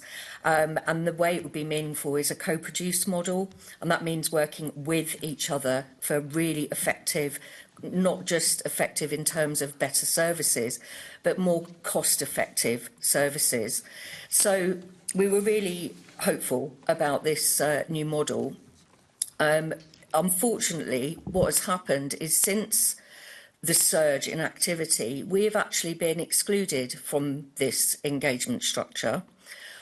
We approached the Mayor's Office for Police and Crime about co-producing, but setting up some sort of co-production model. Initially, it was absolutely fantastic, and I must commend the staff at MOPAC that work in the community engagement team. They had attended some disability equality training based on the social model of disability, and they started to understand the pervasive nature of disableist attitudes within systemic, within the system. And they started to see what are the barriers we are facing, not just disabled people as an outside. So initially it was really good, and I think it was also off the back of a London Assembly recommendation for the police and crime plan. So it all looks good on paper. Unfortunately, in reality, it's completely stalled. It hasn't been prioritised. And this is another example of disableism, really. It's you haven't got a data set to support this work. So it just gets pushed to the back, pushed to the back. There's always more pressing priorities. So it never really gets addressed. So I think what we've been doing for, quite a few years now is calling for a part of the plan in MOPAC to just be for disability, because it is completely intersectional. It cuts across all of the protected characteristics. So to have a co-produced steering group, strategy group that looks across all of these, the different protected characteristics and all of the work streams will be highly effective at tackling disability issues. Thanks. Thank you. Thank you, Louise. Back to you, Chair. Thank you. Before we move on to our next questions, we are, as always, running out of time. I would ask everyone to be succinct in your questioning, and panellists, please, succinct in your answering as well. And moving to Assembly Member Roberts, who is always succinct in his questioning and gets the answers that he wants. Over to you. Thank you, Chair. I think what we've just been hearing from Louise speaks volumes about how we do need to have the disability champion at City Hall, somebody with lived experience that we all voted for. We all urged the Mayor to get on board with it, and he's yet to appoint to that particular role. So I hope we might be able to use this chamber to urge him yet again, and that wasn't succinct, and I apologise. But there we are. Quick question for any member. It's regarding what data you might have about how long it takes people to actually start reporting, how many incidents they have to endure, experience before they feel the confidence to start reporting. Maybe Iman has some information on that. It's actually a very good question. When we tend to get calls into Tell Mama, people tell us, we've just had it. We've lived with this on a daily basis, and now it's come to a point that we cannot take it anymore. So again, it's about people trivializing these experiences, living with them. And I think it's only when it gets to that level of physical assault or an individual that really had a bad moment in that hate crime that they actually come forward and report. It's happening daily to individuals. It's not something that we see that's not happening across the board to the different communities with different protected characteristics. And I think one of the things that we should not underestimate is the impact it's having on communities, not just by not using public transport, but more division that is taking place across society and communities because they feel that they're not heard, they're not reassured, they feel that hate crime is not taken seriously. They feel there's not enough resources to actually deal with this. There's no proper follow-up when they're actually reporting things. And the numbers and the scale of the cases that we're getting into Tell Mama compared to what the police are police are getting actually speaks volume. It's something that we discuss on an ongoing basis with police forces because we tend to share that intelligence and share where we're seeing hotspots in terms of the reports that we get. But it's quite significant in terms of what we're seeing in terms of the rise of hate crime, the whole political, social context that is driving this, media. Everything is currently in a kind of ramping up hate towards communities in London. Just to almost flip the question, actually, we found that one of the reasons that people didn't report was because of how frequently they came across that form of abuse. So 38% of people who didn't report, according to our own kind of hate crime report, said that the kind of abuse was just too frequent to go to the police with. Okay, thank you. Thank you. Thank you, Chair. Thank you very much. Assembly Member Garbett. Thank you. So this is around, I know you've touched a bit on this, Emmanuel, in some of the comments that you were making around some of the preventions, but to what extent do TFO and police-led campaigns, such as Active Bystander campaign, help to prevent and raise awareness of hate crime and harassment on public transport? What's working well and what could be improved? Emmanuel, I'll go to you first, because I know you started speaking of some of the preventative stuff. Yeah, thank you. I think the campaigns themselves have been effective in increasing awareness around how to report incidents and encouraging safer bystanders actions. So it's highly welcome. Again, as mentioned earlier, I think some of these campaigns are usually maybe heightened in their presence during Hate Crime Awareness Week or during certain times, but not all the time. And I'm not saying overwhelming people by talking about hate crime, but it's good to have them throughout the year. It's good to have them in response as well to global events, trigger events that are impacting our communities and our society at large. But also, I think one of the things that we've seen is while it's increasing the level of reporting, one of the things that we don't know is the effectiveness of that journey of the victims moving forward. So that's something that I think needs to be looked into and evaluated. But also the other thing to mention is some of the banners that we've seen on public transport talk about really the consequences of hate crimes and when you commit them. But there is no line there that says, in case you need to report a hate crime, report to this or text 6106 on BTP. So that's, again, something that I think to make it easier for communities. And I think the other thing is London is super crowded. You're not going to stop at a station to read a whole poster. I think we need to find different ways to speak to communities. There's as well people that have got learning disabilities, that have got eyesight problems. I think we need to look at different ways in terms of engaging with communities to bring more awareness to reporting and how people can reach support. Presence of officers on public transport is almost nil. It's always being reactive to again, national context, local context, global context. And I think having champions on different stations where people can reach out to and speak to, for them to see with a smile, understanding what to do would be helpful. And that would kind of increase the effectiveness of the campaigns. One of the things that I think we've seen is the perception of inaction. So one of the things that people believe that even if they report and they know that there's campaigns around us, is that they're not going to be believed. So one of the things that I think would be good to actually share on the back of the reporting is communicating around instances where there has been successful prosecutions and speaking loudly about this, because people then would see there's an action on this. I think there's also an element where I think we need to look at the campaigns not just being focused on one community. The society as a whole that we have is a super diverse society. I think we need to look at, again, the intersectional identities of communities and bring this out and celebrate this, but equally address the issues around hate crime. Thank you. Nanette, I'll come to you next. Thanks. So there's been very few evaluations of campaigns that intend to reduce hate crimes on public transport or to encourage reporting.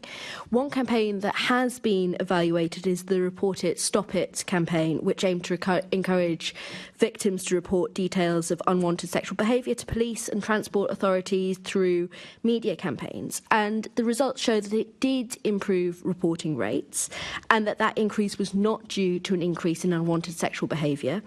But the impacts of the campaign were more pronounced in the earlier waves of it and on certain modes of transport, crucially not on buses, which I think is a really important site to be investigating this on.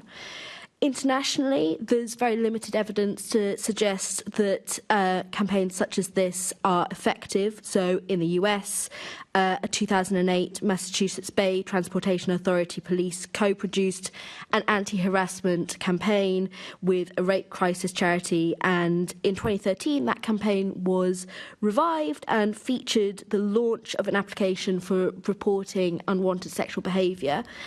But then it indicated that actually the number of unwanted sexual behaviour reports were not increasing, but the numbers of unwanted sexual behaviour themselves were increasing.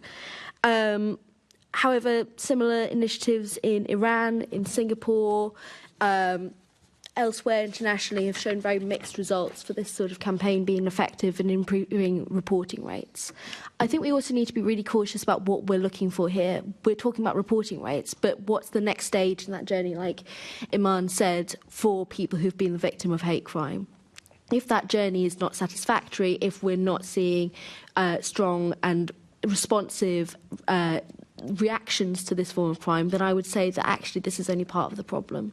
And I think that's what you were speaking to earlier about what we're trying to address and at what, you know, putting this in the wider societal context around harm. Kai, I'll come to you and then Louise. Thanks. With the chair's prompt, I won't repeat all of the comments of my esteemed colleagues, but just to add that the research we did specifically asked participants what would make reporting easier, and just innovative ideas such as Citymap or Google Maps having a function where you can actually report, making it as easy and digital as possible for people to report, and making sure those options aren't only for police but for support organizations, noting that 1 in 3 respondents to the survey said that they didn't have access to any of the or know about access to buy-in for services such as those on the panel. So I think making reporting as digital, easy as possible, with, of course, having kind of analog versions as well. Thank you. And Louise, anything you wanted to add on, campaigns or raising awareness?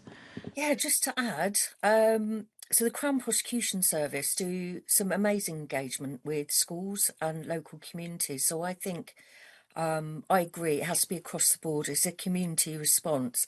A lot of people don't feel safe anymore to intervene, and being shown a more safe way to intervene will be really helpful for people in general, because I think a lot of people are just scared to get involved, because there's a tension, there's an underlying.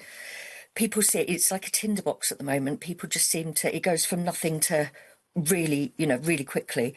And I think what the CPS do, Crown Prosecution Service, going around schools, talking to young people, really engaging with them, I think that will help across the board with all the protected characteristics. It really helps to understand what the impact of hate crime is, what they could do if they witness it. It might make them think a little bit more about their actions, and importantly, what happens when you report it. So I think having that community response, and that's something that came out of the Stephen Lawrence inquiry as well, of having the third-party reporting centres. So knowing where your local organisation is, in addition to how you report that to the police. Thank you. Thank you. Yeah, I think it's really interesting that we're kind of situating this amongst kind of, it's not just something that happens on transport, is it? It's hate crime kind of more broadly in society, and where we're kind of fitting our responses. But thank you. Thank you, Chair. Thank you. My apologies. I should have said before Assembly Member Garbutt's question that we're now on the section looking at prevention and raising awareness, if people suddenly thought that was a sudden jump. Assembly Member Roberts, did you still want to ask a question? Thank you. Yes, it's just a question to Iman. It's to ask if you can just enlighten us as towards the work which Telmama's doing with TfL and the Met regarding Islamophobia awareness training, given we are in Islamophobia Awareness Month. A very, very good question. We engage on an ongoing basis with TfL and British Transport Police in sharing intelligence, informing them of what we're seeing in terms of the picture around anti-Muslim hatred and Islamophobia in London. We have offered a training to TfL and BTP on doing anti-Muslim hatred training. British Transport Police have taken the offer on board. TfL have not, as of yet. We haven't heard anything back. And this is, again, one of the things I think we've been offering now for 13 years of our existence. And we would hope that we're able to deliver this to TfL staff on an ongoing basis, because that's always need refreshing. But that's something that I think is key in making sure staff are equipped as well in understanding how anti-Muslim hatred manifests, language, how to support communities, understanding nuances, but equally as well having a whole approach from an organization that is victim-centered and looking at a holistic approach on how we can work together to address this across the board on public transport. Okay, thank you. Thank you, Chair. Assembly Member Lord Bailey. Thank you, Chair. I'm address my question to Imam. Are there any examples of good practice from either local policing teams or community engagement that have improved confidence and safety for passengers using the network? I have to think of some, but I'm sure there are some. Okay. Well, that's I'm a problem straight away if you have to. Yeah, I'm going to tell you of like 2 experiences that I personally had that, for me, as someone who runs an organization, does not give me trust and confidence in policing. So I witnessed on one of the tube stations. It was close to 10 p.m. on a day when people are out and about in London, as they usually are, and I witnessed a woman being strangled on a platform. Oh, gosh. In a major station, where we saw an intervention from actually 2 individuals that jumped on the perpetrator and pushed him on the ground because he was becoming more and more aggressive. I reported this to BTP. I had a response the next day, but it was maybe around 6-7 minutes, and there was no presence of any officer coming to that platform. And we're talking about a major station. We're talking about Oxford Circus Station. That's a major station in London. There's CCTVs, there's everything. There is a room that people are watching this in, but that officer did not come. And yes, we did press on the alarm. Like a few of us have done that. And we reached out to the victim. So that, for me, made me feel like, what's going on, okay? And that's someone being strangled on public transport. That sounds like that sounds like a terrible example. Let me try again with Nanette. Right? Any examples of good practice, of positive outcomes? Let's try again. Do you have any? I can't say that I do have any. I'm happy to follow up in writing if I come across some, but I can't say that any come to mind. Wow, that is incredible. Let's try again, Kai. What about you? In terms of good examples of partnership working, I mean, Aman and Telmama are partners alongside Gallup and others in the Catch partnership, which is MOPAC funded. So that's the Community's Alliance to Combat Hate. So that is a great way of supporting buy-in for organizations to provide victim support. So actually, as of last month, there's a new approach where there's automatic referrals at time of police report for victims to the kind of Catch system, who then refer on to the most appropriate buy-in for service for that victim. So I think I will actually commend kind of MOPAC and those organizations for creating what can be a good example of how to make sure that there's personalized and appropriate support for victims. Okay, Nanette, we would appreciate something in writing if something springs to mind. Can I ask a slightly separate question then? Several comments have made this morning about people feeling unsafe because they're not automatically believed. You can imagine, coming from the black community, being a youth worker, how I've come across this issue before. But is there a tension between automatically being believed and innocent until proven guilty? Because one of the greatest pleasures about living in our liberal democracy here in this country is that you are innocent until you are proven guilty. People do things maliciously as well. So is there a tension between those 2 things, and how can that be answered if there is? I'll start with Imam. Wow, very good question. Just responding as well on the positive thing, maybe I have one positive thing to say.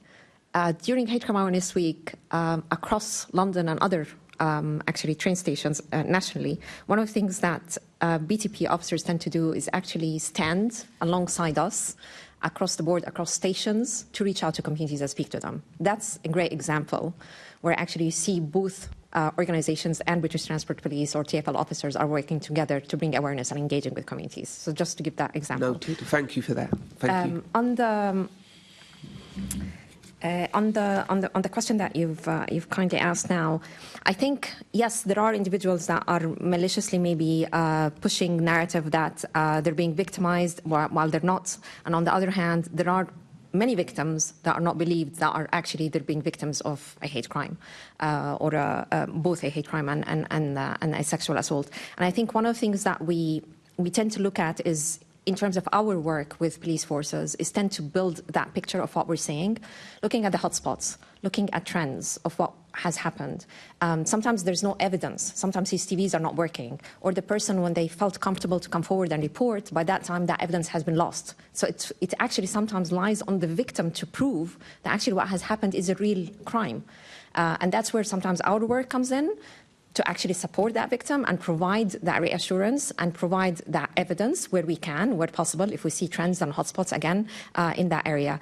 But sometimes, yes, there are some that would use this as a way to say, oh my God, everything is not well in London, hate crime is on the increase, you're not supposed to be treated differently, you're this and this. That does not as well equally kind of in a way push away individuals that feel that sometimes they're being targeted for looking at people sometimes, okay, and kind of being told, oh, you're perpetuating hatred towards certain communities or perpetuated certain abuse towards communities. Again, as you said, you're innocent until you're proven guilty. But sometimes even that journey on proving guilty for a victim takes its toll on the victim that is not being believed, takes its toll when there's no evidence to be collected, when the timing between the police reaching out to that evidence has elapsed, when that case moves through the criminal justice system to actually charging and Crown prosecution level, time has elapsed as well, and then you lost your case. And then that, in a cycle, is a vicious cycle where that victim that is not heard, not believed, in a way becomes more and more isolated and becomes more and more angry in our society. Yeah, I think that's a problem in all police investigations.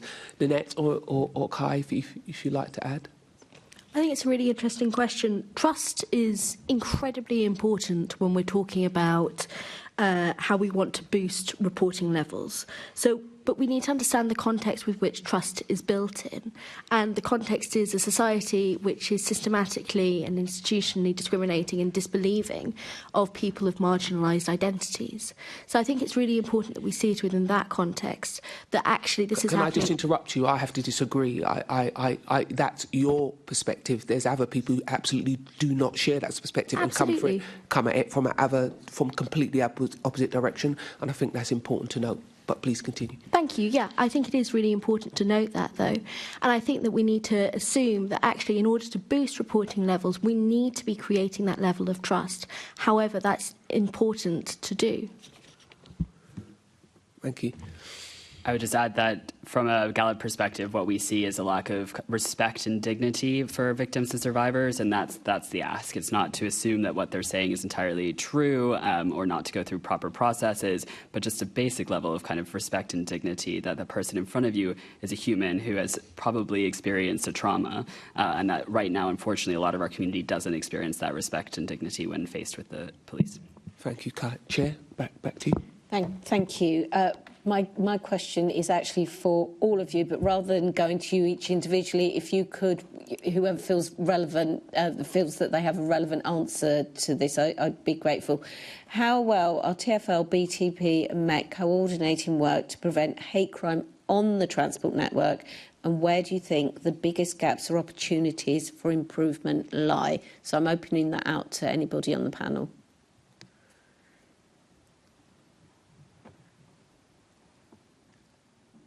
I'm happy to speak very briefly on this. I think a lot of initiatives so far have been to do with things like CCTV, to do with active bystander campaigning, sort of awareness campaigns.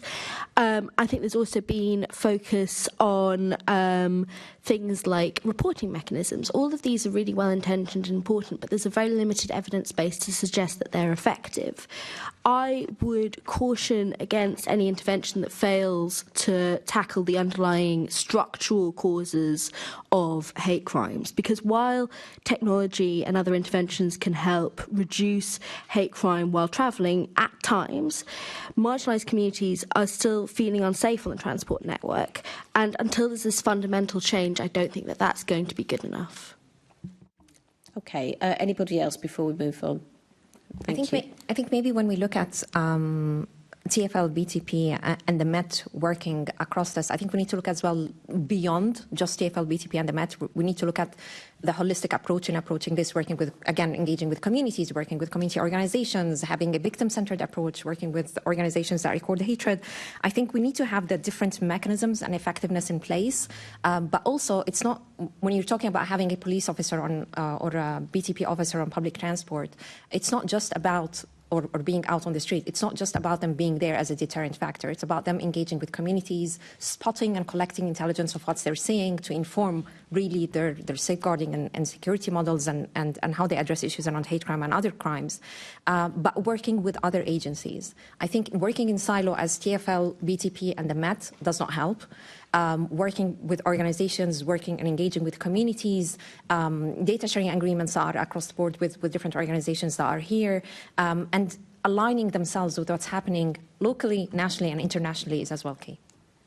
Thank you. Assembly Member Besson, I'd be very grateful just because of the constraints of time if you do what I've just done and rather than ask everybody, just ask people to come in on questions that are aimed at all guests. Thank you. Okay, I'll try my best, but I'm not sure sometimes who's the best one to answer, so that might more be the guest, I think, to make a decision, unfortunately. But I will start with Louise online and ask, in your experience, are voluntary organisations and statutory bodies working together effectively to tackle hate crime on public transport?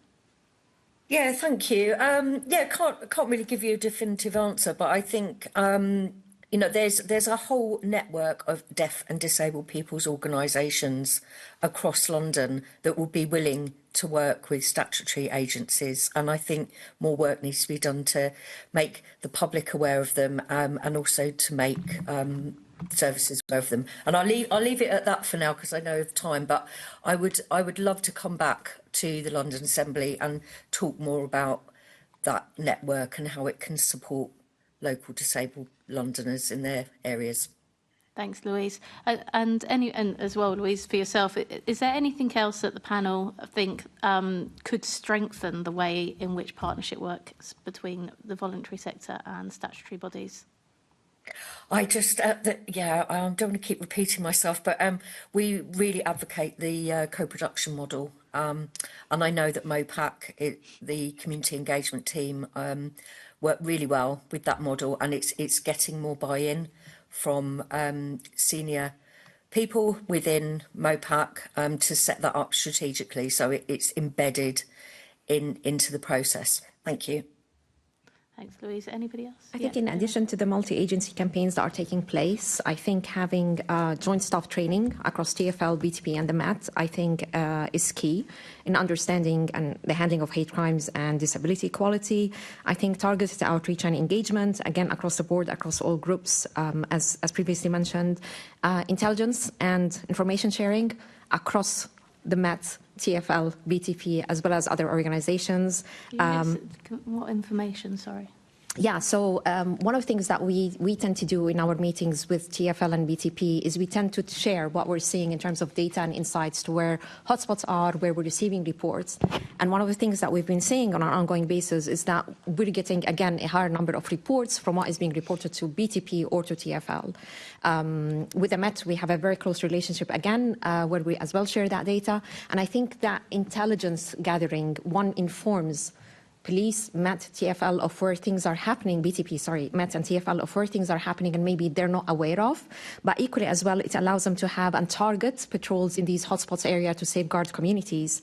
It also gives a more accurate and national picture around what's happening in terms of hate crime and informing prevention strategies. It equally as well allows them to have increased visibility where possible in these public spaces.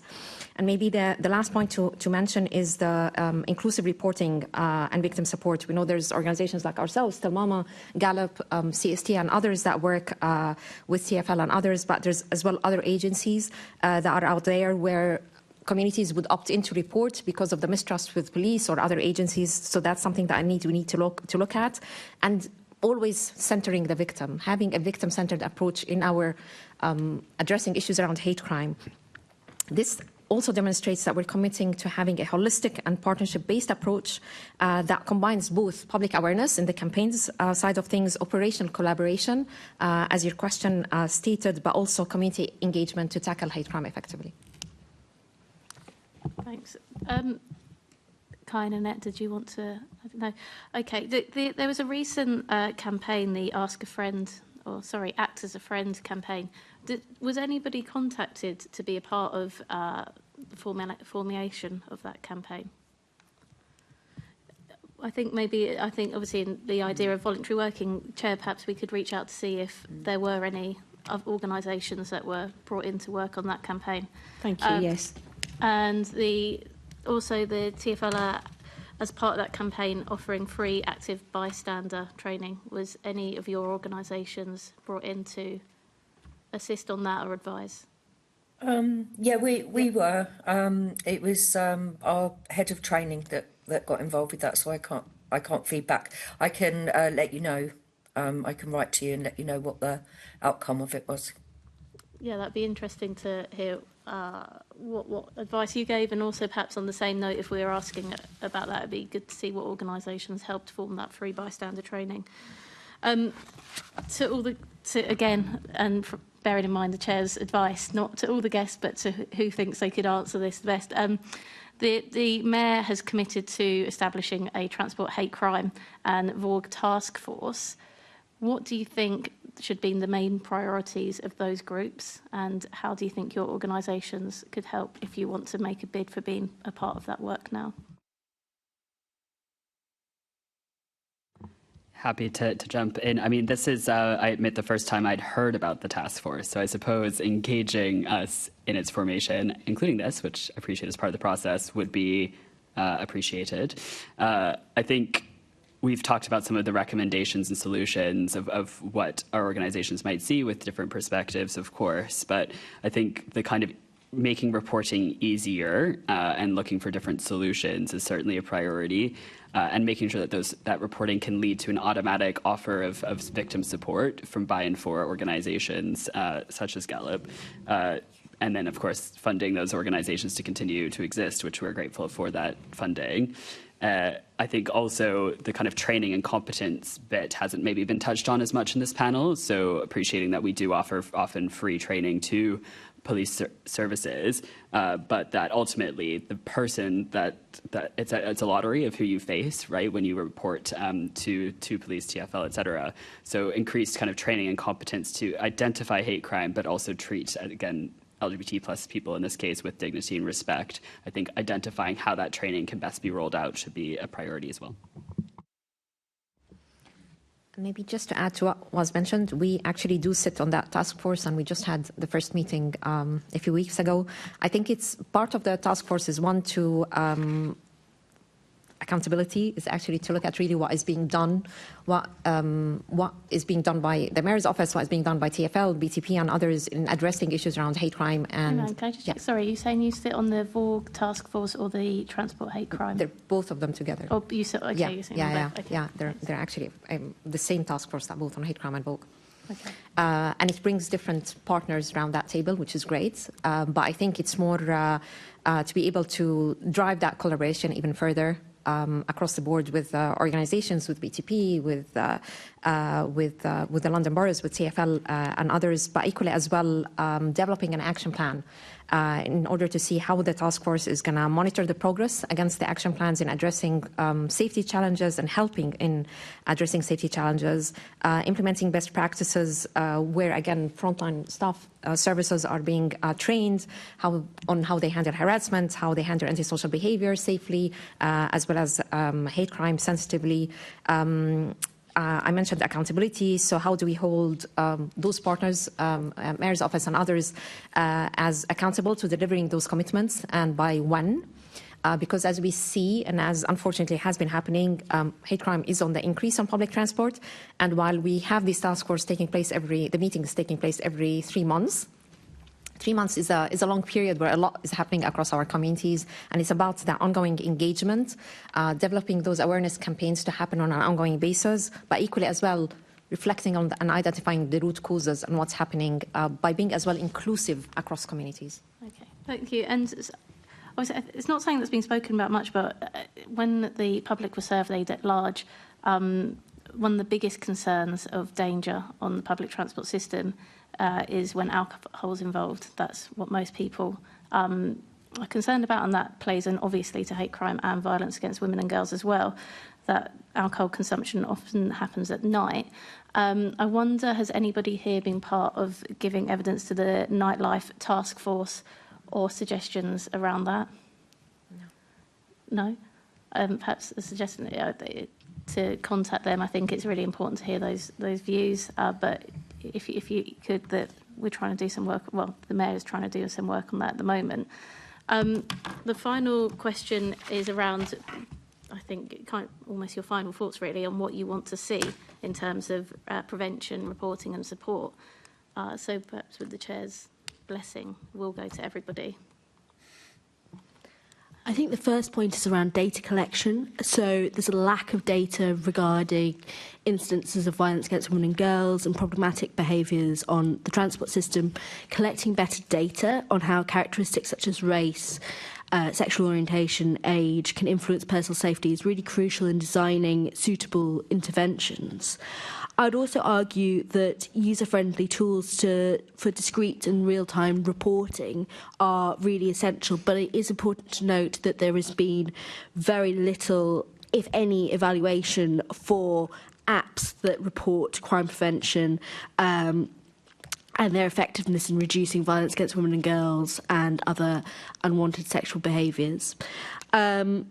That could be done through government legislation. I know that's slightly above this committee's sort of remit, but to require private transport companies to implement such solutions, that could be something that is really important. There's a real lack of evaluation as well of the initiatives that are being brought forward, which means that it's incredibly hard to see from a policy perspective what works and what doesn't in reducing these forms of harm. But one way to gain insight would be to capture data on near misses, so instances where people felt threatened or that there were worrying incidents, to identify hotspots for potential hate crimes to take place. And that approach could be applied to violence against women and girls. Listening to women's shared experiences of near misses can help us understand the problem scope and pinpoint conditions where these incidences are enabled. So I think that those are some really key sort of places where intervention could be done, which would have a really good impact. But I would caution against any intervention that fails to tackle the structural underlying causes of hate crime and violence against women and girls. Yeah, and on the point around violence against women and girls, Nanette, you made a really important point much earlier in this session around the social economic reliance of a lot of women on the public transport sector. Especially in outer London, there's a real reliance on TfL car parks for nighttime economy staff. They are often being sold off and converted without much thought to the safety of women and girls. Is that something that we should take a look at to make sure it's often health workers, people that want to use those car parks, that we're making sure people are safe getting home, especially in outer London? I've not much more to say, but yes to that. And another call that we've heard often, and it hasn't been mentioned in relation to violence against women and girls, is making sure that we have CCTV on all trains and buses where appropriate. I think CCTV is a really interesting one because transport operators widely use CCTV surveillance as a crime prevention strategy, but the association between CCTV and reducing violent crime or sexual harassment on public transport is quite weak. And in one international literature review, the authors found that installing CCTV effectively reduced crime in some cities, particularly planned crimes such as robbery, but they couldn't find evidence on the impact of sexual harassment on reducing sexual harassment through the use of CCTV. And these findings are really similar to an evidence review conducted by the College of Policing, which found that CCTV reduces crime but not violent crime, and they also couldn't find any evidence of the effectiveness of CCTV in reducing violence against women and girls. I mean, it's great that it reduces crime in the round. In terms of not reducing violent crime, obviously disappointing, but is there evidence that it provides the evidence that sees those perpetrators convicted? It does, though sometimes as well because the CCTV does not have audio. That even as well is a barrier sometimes in actually taking cases forward. So that's something as well that I think in our discussions with TfL, specifically on buses, one of the things that we're looking at is how to actually enable the audio side of things, because that's when you can prove what has happened on public transport. Sorry, Sean and Zoe agreeing on surveillance, and that just threw me off. Sorry, Iman, on that note, did you want to give your final thoughts? Yeah, absolutely. Maybe just to add to what colleagues have already mentioned, I think there's, we welcome, obviously, the work that you're doing, the Mayor's Office, BTP, TfL and everything, but I think as well we need to see a government policy as well in addressing this and calling it out. We know that Circuit talked about antisocial behaviour on public transport, but we haven't heard anything about tackling violence against women and girls. We haven't heard anything about hate crime. So that's something that I think we need to look at. But also as well, I think we talk about reporting and that's key, and data collection, and that's key. But what about even as well saying when you're on a train journey, saying it, as you say, the next stop is this, saying that you have zero tolerance against racism or around sexual harassment, just saying this. I'm not saying all the time, but sometimes, again, different ways in telling people what we have zero tolerance against is also important, specifically, again, if people have got issues around disability. Encouraging as well people to feel that they're safe. You mentioned women, you mentioned about the cost of living, you mentioned about late nights. That's something that we see more and more, that people would rather take maybe taxis or Uber. That's, again, financially for them becoming more and more costly. So in addition to the audio reminders about hate crime, sexual harassment, about bystanders, we've seen the heroes this past weekend on the train journey, the LNER train journey. I think talking more again about positive stories that we're seeing as well is important to empower communities and to make communities feel that they're safe in the city. Kai. I think kind of the biggest picture ask from the LGBT plus community would be around the kind of Casey review finding of institutionalized homophobia. We find it really difficult to get any transparency on what actions are being taken based on that finding, appreciating the combined and intersectional findings in terms of misogyny and racism as well. So because their lack of trust and confidence from the community is a key barrier to reporting, because homophobia and overall LGBT plus phobia is an issue societally, what I would ask for, and in fact would appreciate the committee's support in, is actually understanding what actions are being taken based on the kind of finding of homophobia in the Casey review, and then how that can create a cross-industry strategy with the TfL and BTP to better increase trust and confidence and reporting mechanisms. Yeah, Kai, and you talked yourself, and I think the Net especially have talked a lot about Met and the confidence in the Met. We haven't touched on TfL staff and the fact, even just in the last few days, we've seen a driver suspended in what appears to be an alleged anti-Semitic incident. What about did you want to say anything about TfL staff as well as the trust in the Met? So the research did find that LGBT plus community was more likely to trust TfL staff than the Met or BTP. We have some specific examples, though, again, coming to our service. Obviously, we get the bad case examples often rather than the good case examples, where bus drivers will say have picked up a client who picked up someone who has just experienced a hate crime right outside of the bus stop, comes into the bus, asks for support, and then is refused because it didn't happen on the bus. Or similarly, people who the other week were kind of being used derogatory slurs against them, which I won't repeat here, and being kind of unsafe on the bus and asking the bus driver for support and not getting that. So I think, again, it's a bit of a lottery, but overall, the evidence suggests that there's more trust for TfL staff from our community. Thanks, Kai. And Louise? Finally. Yeah, thank you. Yeah, I'd echo what Kai said. So there isn't a disability action plan for any work around disability, including hate crime. So we would be strongly advocating for that. There's a lot of implementation of new systems to address problems, but there's no review or analysis of how effective they are. So it's having a really strong action plan to then find out what's working. And just in addition to what everyone said, I would say community-based solutions. It has to be a holistic approach. And just to say that to reconsider the decision not to investigate hate crime incidents. Thank you. Thank you very much. I'd like to thank our first panel of guests for attending this morning and for the really interesting answers that you've given to our questions. And good luck with your onward journeys today with the transport problems. We'll now take a short adjournment whilst we change panels. 5 minutes, please, everyone. Thank you.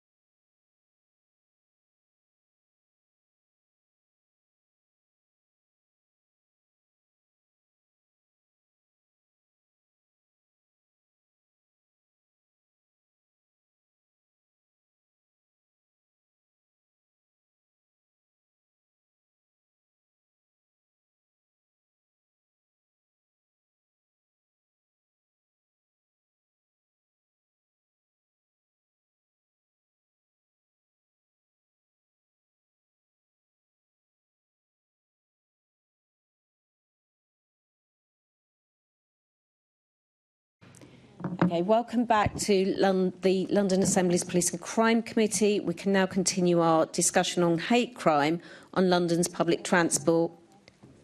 And I would like to welcome our second panel of guests, Dr Amy Clark, Deputy Director of the Centre for Hate Studies, University of Leicester, Dr David Wilking, Criminologist and Associate Lecturer in Social Policy and Criminology at the Open University, and Andy Fern, Co-Executive Director of Protection Approaches. Welcome all. My apologies that you've had to wait as long as you have to join our panel. We're very grateful that you're here. I am going to ask my questions first, but I'm going to sort of amalgamate them all because we've actually started off short of time. I am going to ask all of you to give a brief answer on what you think the scale of hate crime on public transport in London is, and then Dr Wilkin, to what extent is public transport a high-risk environment for hate crime and what evidence there is to support this, and Dr Clark, how does London's experience of hate crime, particularly on its public transport network, fit within broader national or international panels? So if I could start with Dr Clark. Okay, sorry, just to confirm the question then, so how hate crime that's happening in London on public transport, how that speaks to kind of wider political context, was that the question? To fit within the broader or national and international panels. Sorry, patterns. Okay. Yeah, you are the panel. I'm talking about patterns. Thank you. Okay, absolutely. So we know that hate crime across the board, despite national and official statistics, is worsening. Levels of hate are kind of spiralling, and I think that is reflected in kind of current discourses, kind of much wider than London and much wider than what's just happening on public transport. Our evidence suggests that at least 1 in 20 victims, their most recent experience of hate was on public transport. Public transport tends to come up in a lot of discussions around hate crime for victims. It is one of the environments in which hate occurs quite frequently, partly because of the quite limited environment, the context, and being kind of physically in one place for a period of time, as opposed to an incident from just a passerby. I would argue that what's happening in public transport is very reflective in what's happening in wider trends with regards to hate crime. And what we're seeing in terms of victim groups, in particular, so things like dress and appearance, language and accent are quite relevant in these spaces. So particularly for Muslim women, veiled Muslim women in particular, and those that belong to alternative subcultures, where their visible difference is a particular trigger for hate, and that is reflected in what's happening on a wider level and on public transport as well. I mentioned accent and language as well. So this, I think, is probably slightly more prevalent in a space like public transport where people are kind of physically contained together for a period of time. So we've seen that when people are perhaps talking to their children on public transport, when they're on the phone, if they're doing that and they have an accent or they're speaking another language, that also appears to be a trigger for hate and abuse as well. Something else to mention that I think is reflected in wider communities and on public transport as well, in particular, is that socioeconomic factors often play a role in the perpetration and victimisation of hate. So that intersection, I think, is really important for members to be aware of. And for public transport, also the intersection with gender as well. So women are often more often the targets on public transport. It is something that kind of comes through in our research as well. So I'm happy to kind of take further questions from you, but I'll leave it there to keep it brief. Thank you very much, Dr. Wilkins. Thank you. If I can just put some context first. Despite my youthful looks, I spent 31 years working for Transport for London in various frontline roles and as incident management and other stuff. I then went on to the London Olympics and looked after public transport security there, and with national security interests as well. Regarding hate crime generally, if I can just bring this in, there are about 15 or 20 of us globally, academics that focus on hate crime. Focusing on hate crime on public transport, there is one. I'm it. And 7 years ago, there weren't any. So I don't feel particularly special, but I feel quite rare. Regarding public transport itself, I agree with Amy. It's like a pressure cooker. It's like a microcosm of societies. There are a lot of people in a steel tube. Whether it be a bus or a train or a tube, a lot of people are gathered there, and there are, of course, a mixture of races, mixture of cultures, mixture of religions, as Amy has just pointed out, in one place. It's also a place where frustrations can quickly escalate. So if you're disabled, for example, and you have equipment with you, if you have a baby in a buggy, or just a buggy, or if you have an obvious difference, perhaps in colour or in speech, then you immediately become a target for other people's frustrations, which have been brought about sometimes by delay, sometimes by truncation of the service, sometimes by a lack of information. So this microcosm of society, this pressure cooker of public transport, is like a breeding ground for instant occurrences of hatred, which are focused on people which are perceived to be different. So it's kind of a society in miniature, where annoyances and frustrations can be focused very quickly, and these can quickly get out of control. It's also a place where you can't escape from. So unless you open the emergency doors of a bus, or unless you hijack a tube train, you're not going anywhere until that train moves and reaches the next station. You cannot avoid the particular occurrences. On more modern stock on the underground, you can move to a different carriage, but not on all stocks. So you are trapped there, more or less, in this particular hostile environment, and you can do nothing about it. So one of the first things you want to do when the incident is closed is flee the scene. You're often not in a mood to report. You're often not in a mood to deal with and cope with what's just happened. You often need to go away and reflect. Thank you. Andy Fone. Thank you very much. I mean, I agree with everything my colleagues have said, so I won't go, for the sake of time, I won't go too deeply into it. But I will add that I think we would expect, although I don't have specific quantitative data, would expect that for the reasons David set out, experience of hate crime on public transport would be reflective of the high levels of hate crime experienced across London and nationally. We run a national hate crime reporting and support service for East and South East Asian communities. It's been running for the last 5 years, called On Your Side. After neighbourly disputes, which is probably the number one experience of hate crime that comes through the service, experiences on or around transport would be the second highest place or space where hate crime is being experienced by those who come through our service. Thank you. Assembly Member Small-Edwards. Thank you, Chair, and good morning, panel. My question is to Dr. Clark and Dr. Wilkin. In your assessment, does the data currently available on hate crime on public transport accurately reflect the picture on the ground? Because many would be surprised to hear the data shows that the year to March 2025 saw the lowest number of hate crimes in London since 2019. Is that an accurate picture, or is there something we're missing? Thank you. I would suggest that kind of official data is really only the tip of the iceberg. We've seen in broader official statistics that certain strands of hate crime have also decreased. Realistically, when talking to kind of thousands of victims over the last 10 years, what we see is victims repeatedly telling us that they don't see the point in reporting, either because the process itself is very time-consuming, it can be re-traumatizing. They also don't see, justice is often not seen to be done, so they don't hear about positive experiences or stories of reporting and any positive justice outcomes. So realistically, as the climate gets more hostile towards certain groups and towards all marginalised groups, really, the reality of reporting for many is that they are going to do that much less. a lot of victims that we encounter, if they do feel strong enough and able to come forward and report, the reality for them is that if they reported every single incident that happened to them, they would never leave the police station.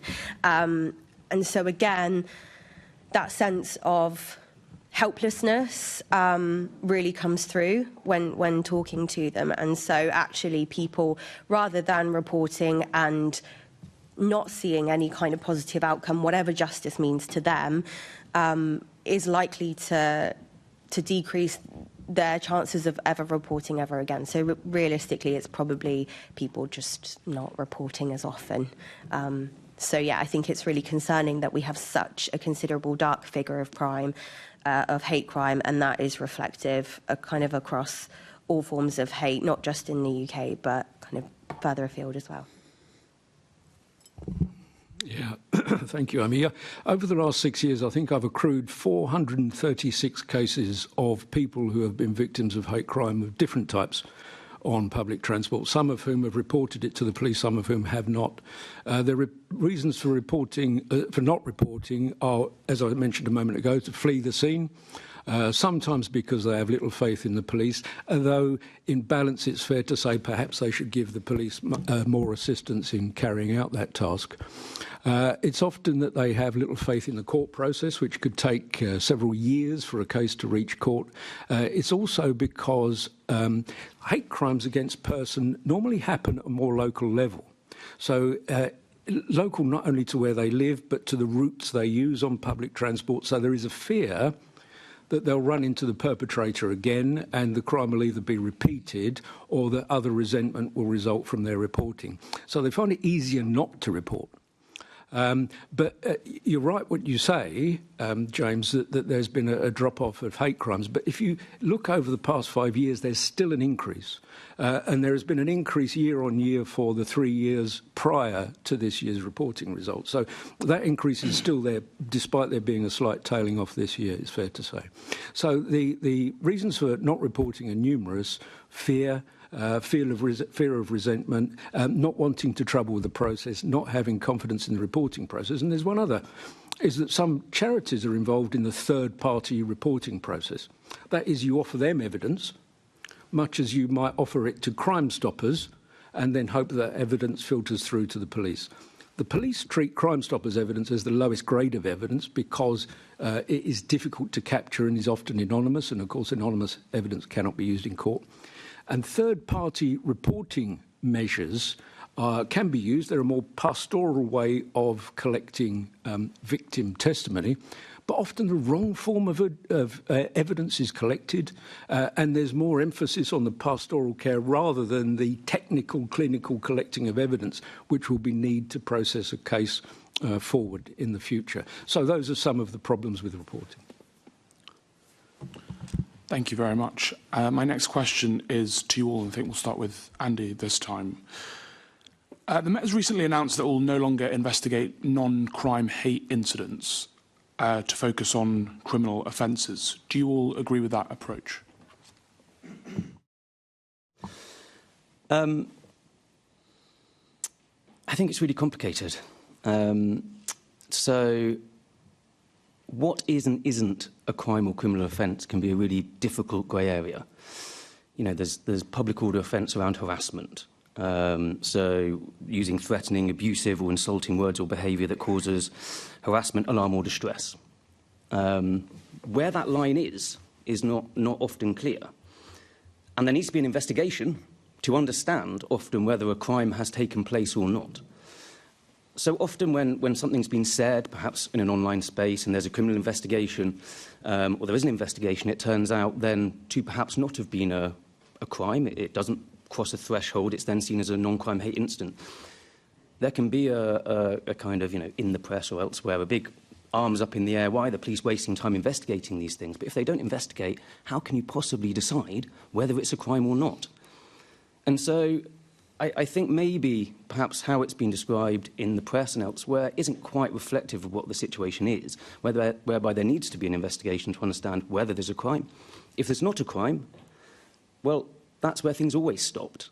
when a crime hadn't taken place, there wasn't, when it was seen that there was no crime, there wouldn't be ongoing investigation. Yes, there'll be a recording of that incident, that non-crime hate incident, but it's not then passed to the Crown Prosecution Service, et cetera, et cetera.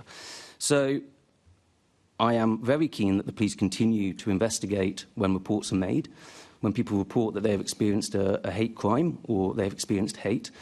The police work to understand whether a crime has taken place and to understand who or find a perpetrator when and if a crime has taken place, and that should continue. Do any other panellists have any thoughts on that? I have a balanced view on this, just to be different. The national standards on reporting crime incidents changed about 2 to 3 years ago, and the onus was brought more onto the officer to whom the offence has been reported. To an extent, the reporting of incidents short of a crime has muddied the water a little, because as was mentioned earlier in this chamber, police concentrate on crime, they know how to deal with crime, they go about it, it's their job, there are measures built into that, and often time is a restricting factor. Incidents, whilst valuable in bringing occurrences to the notice of the police, have often caused confusion and muddied the waters in that there is this uncertainty, as Andy was saying, as to what is an incident and what isn't. In a criminologist's terms, it's quite simple. An incident is something that has occurred without a crime being committed. But to the member of the public reporting an incident, perhaps to the less experienced police officer, it is a confusing matter. And being a pragmatist, I can see why the Met Police has stopped taking those incidents in order to free up some time, and because they're taking a pragmatic approach. Whether it will help in the long term, I don't know, but it might add some clarity. My feeling, based on everything that we know about hate crime, is that it is quite a problematic stance for the Met Police to take, for a number of reasons. Andy's already talked a bit about the lost intelligence that can come with not looking more closely at hate incidents.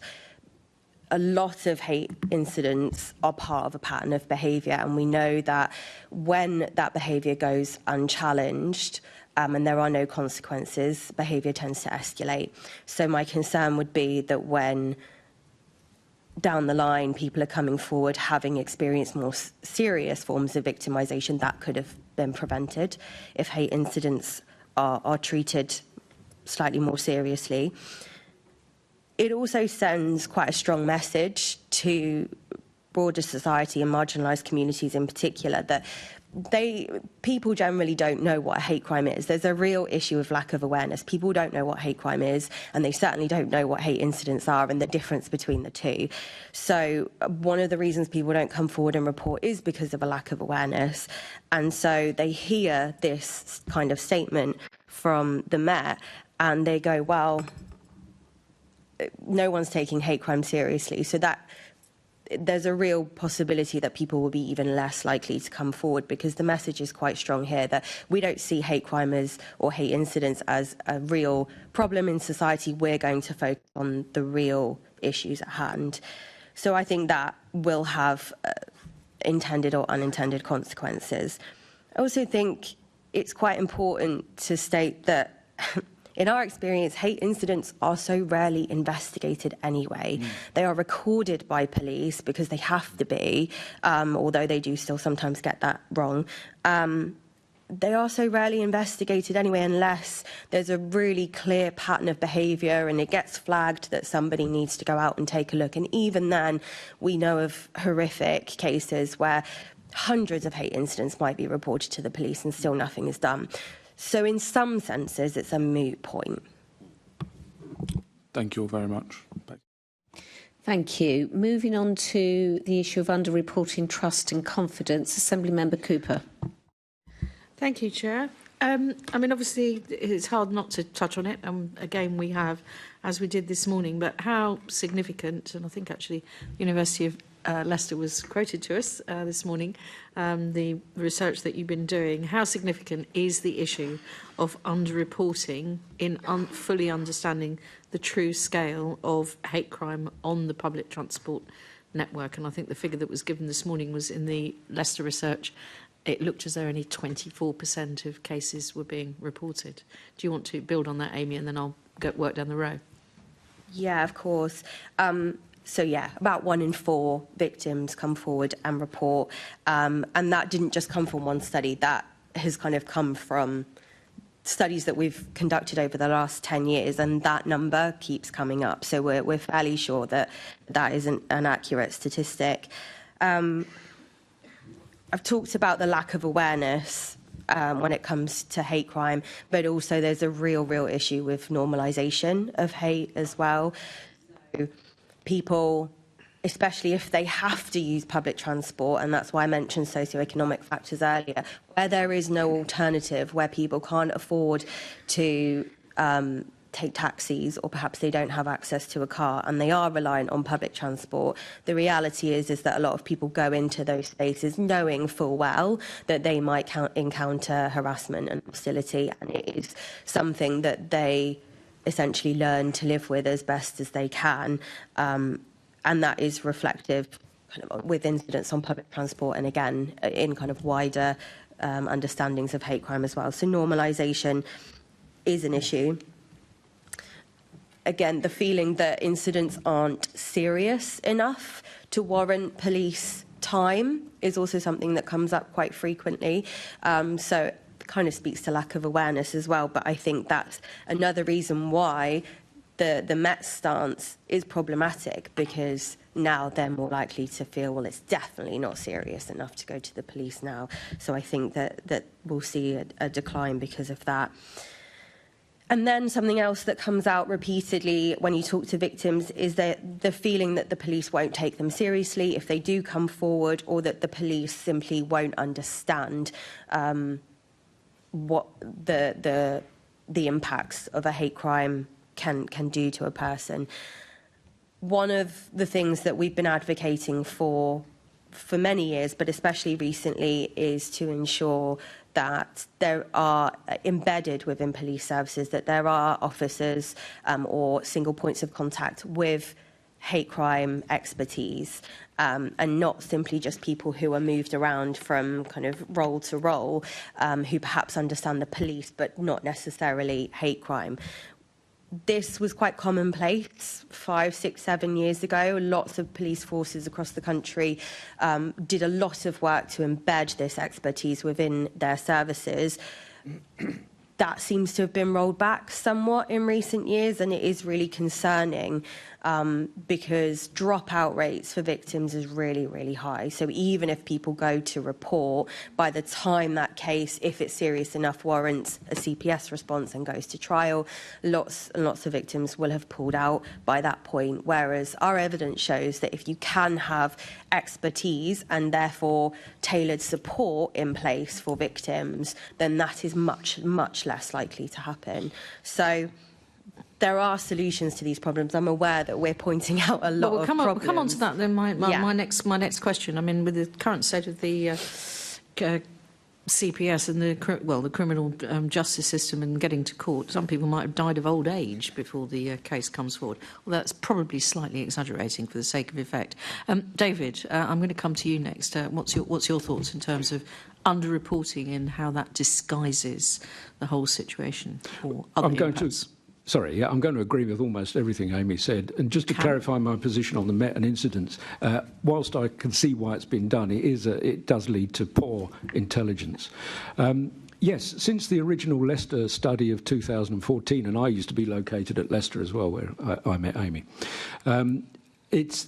several other surveys have been conducted since, and several other perception surveys and victimology surveys similar to the Crime Survey of England and Wales have been carried out to try and ascertain how much underreporting there is. The problem we have is that police records are exact. They're numbers of arrests, they're numbers of charges, they're numbers of convictions and so on. perception data, victim data, similar to the Crime Survey of England and Wales, is a survey of perceptions and fears. It is not a count of occurrences. So we don't have a full picture. And even since the Leicester research of 2014, which has continued in various stages afterwards, there is no national survey, there is no national acquiry of data concerning perceptions of crimes other than the CSEW. The CSEW, the Crime Survey of England and Wales, has a lot of subjects to capture. And it captures these from what they call a doorstep survey or an online survey where they just question people about their perceptions. So we're lucky if there is a hate crime question in the data set. And if there isn't, we just don't know.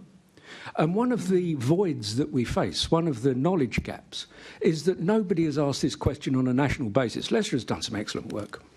But they themselves will admit that it's restricted to an area or to a type of people or a region or to the UK. But as for a national understanding of underreporting and why, that data doesn't really exist. Well, that's possibly slightly beyond our remit because we are the London Assembly. But of course, that data applies to London as much as it does to anywhere else. But it does apply to London. But if we're going to make recommendations from today, they're more likely to refer to the situation in London. Andy, very nice to see you in City Hall. I remember back in the day, over in the old place, hosting protection approaches in the early days and coming to the first birthday party, I seem to remember. You did. It was our fourth birthday party, actually. Yeah, I was going to say, it sounds like you've gone from strength to strength. What are your thoughts about the significance of the underreporting and how that impacts what we're doing? Yes, thank you. Our response. And thank you for your support over the years. Yeah, my colleagues have covered it really well. We know there's significant underreporting. We did a study with Leicester. Everyone's been working with Leicester. To understand underreporting, again, in East and Southeast Asian communities specifically, because that's a community we're particularly working to support through the On Your Side service. And in that piece of work, it was only 1 in 10 reporting to police, which is really low, and I recognise not as low as some other communities. But we did some work on understanding, OK, why aren't you reporting? And that not taking seriously came up the highest. 63% who didn't report said it wouldn't be taken seriously by police. 51% saying police wouldn't do anything. 25% saying they didn't know where or how. So 1 in 4 people saying actually they don't know what they're meant to do if they experience a hate crime. 13% a fear or dislike of police, so that trust element in the police themselves. Really sadly, 1 in 5, 20% saying they were too embarrassed. And that's something we hear a lot. We do a lot of work with community groups and community members around hate crime. And what we hear from people when we talk to them in person in those community settings is that feeling of embarrassment, not wanting to tell someone else because they feel ashamed of what happened, which is obviously really sad and something we can perhaps work on to undo. We also asked people, what would have made you report? What could have happened differently that would have made you want to report? 1 in 5 said they would have reported if they thought it was going to be taken seriously. What does making people feel like it's going to be taken seriously look like? It is taking it seriously. Like so many of the people we work with who have experienced hate crime, when they report, the case is closed the next day. They're told there's not enough evidence, or worse, they're turned away from a station or from the reporting at that moment because they're told it's not serious enough. And we have people that have been in that experience, and our caseworkers have to go back and get a case reopened or talk to a police officer about why it is serious enough and why it probably does meet a threshold. And when those stories happen of people not being taken seriously, they spread so quickly around a community.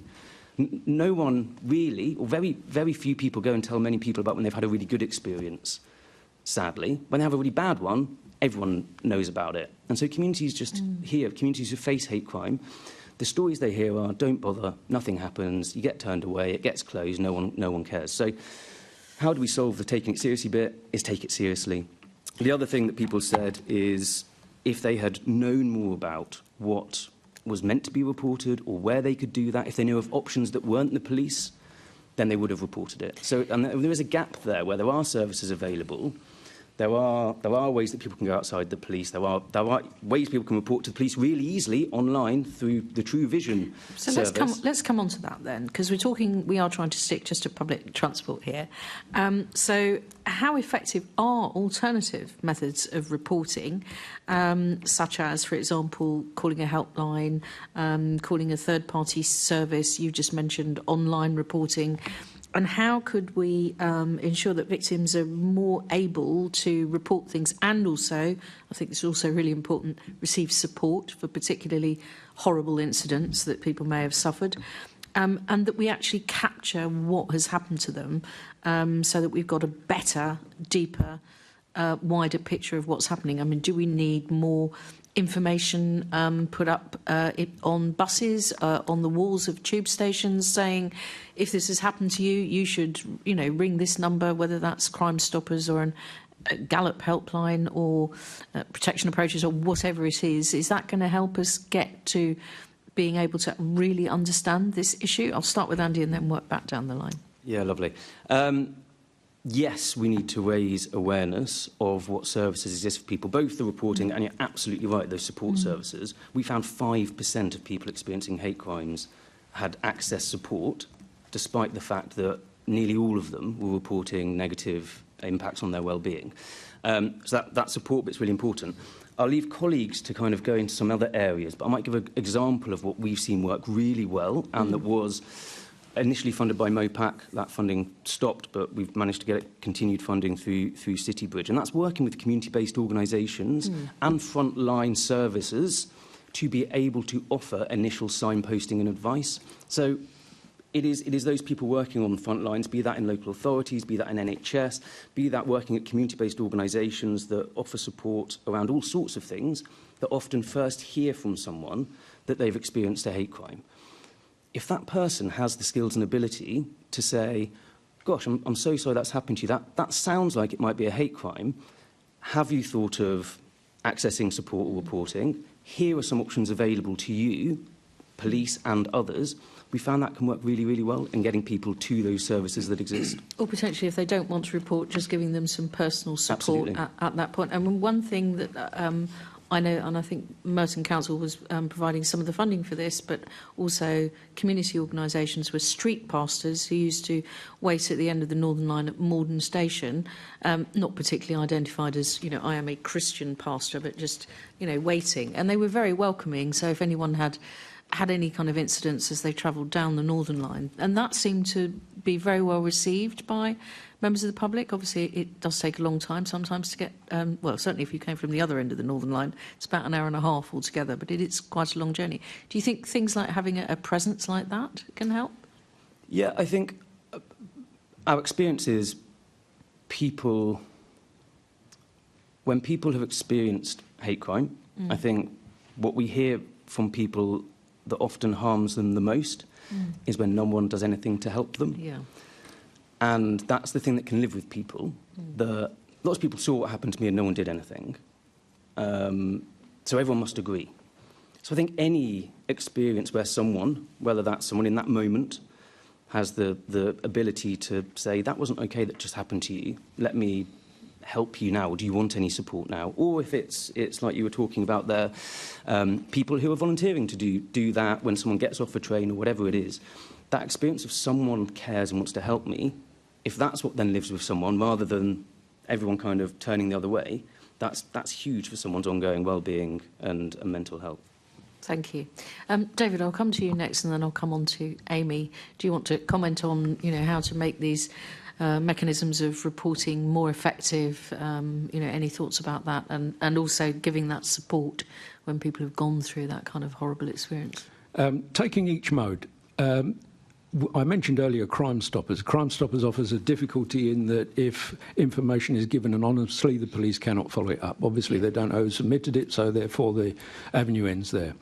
Sometimes the majority of information collected through Crime Stoppers is anonymous and therefore unusable.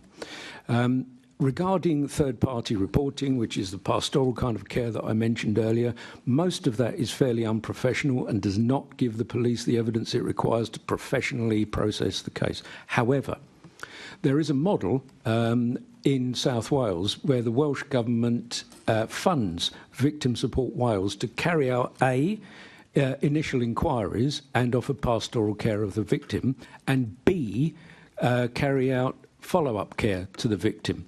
So Victim Support Wales would collect the initial evidence and be trained to do so by the Welsh police forces. The police would then take over, and then follow-up with the victim would be provided by Victim Support Wales. And it's a statutory position given to them by the Government of Wales and funded. It only exists in Wales, in the UK.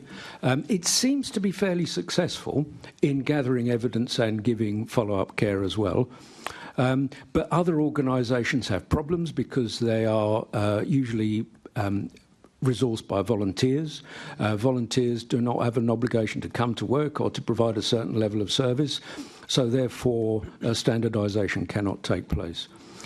Some places where some other excellent work has taken place is in Brighton and Hove, where they have fantastic educational campaigns on Brighton and Hove buses. I realise that's also outside London, but it's not too far away.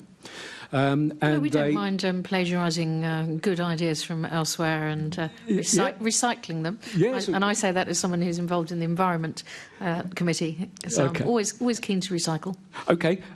One of the directors of Brighton and Hove buses is a disabled lady, and she took very seriously the problems that disabled people face in terms of hate crime on its bus services. So what it does is it launches educational campaigns involving posters and some spoken messages on the buses themselves. And they seem to have reduced the amounts of complaints that go to the police. Now, there may be other reasons for that, but it would be very coincidental if that was the case. Also, they work every 2 months with the local police and other local government agencies to form a local plan to counter hate and hostility amongst people of difference. So this close working seems to also work in A, spreading awareness, and B, thinking about responses to the problem. Also, the other thing that was faced, and we're discussing online portals of depositing information, telephone services, etc. We need to realise that 612 police stations have closed in the last 15 years, which reduces the accessibility that people have to physically turn up somewhere and report their problem. Also, bear in mind that some work done by Nottingham Trent University and colleagues there indicate that disabled people, and I work a lot with disabled people, have problems using online reporting activities and telephone services. So they would kind of rely on a face-to-face service, which unfortunately is no longer there. So there's a whole battery of problems which sort of collude together to give us problems with reporting this, as well as what was mentioned earlier about the embarrassment and wanting to flee the scene. So each of these modes has different problems, but it also has potentials if we look a little bit further, and they're not costly. Thank you. And I think we're on this committee particularly aware about front counter closures, and it's something we keep discussing, including myself and Assembly Member Roberts only yesterday with our local borough commander. Amy, I'm going to come to you next, if you'd like to add anything to your colleagues on the panel. Yeah, just quickly. The data, unfortunately, on third-party reporting is really thin, but that is mostly because the vast majority of people don't know they exist or wouldn't know how to use them. But we've had lots and lots of conversations with victims about whether or not, if they knew they existed, would they use them.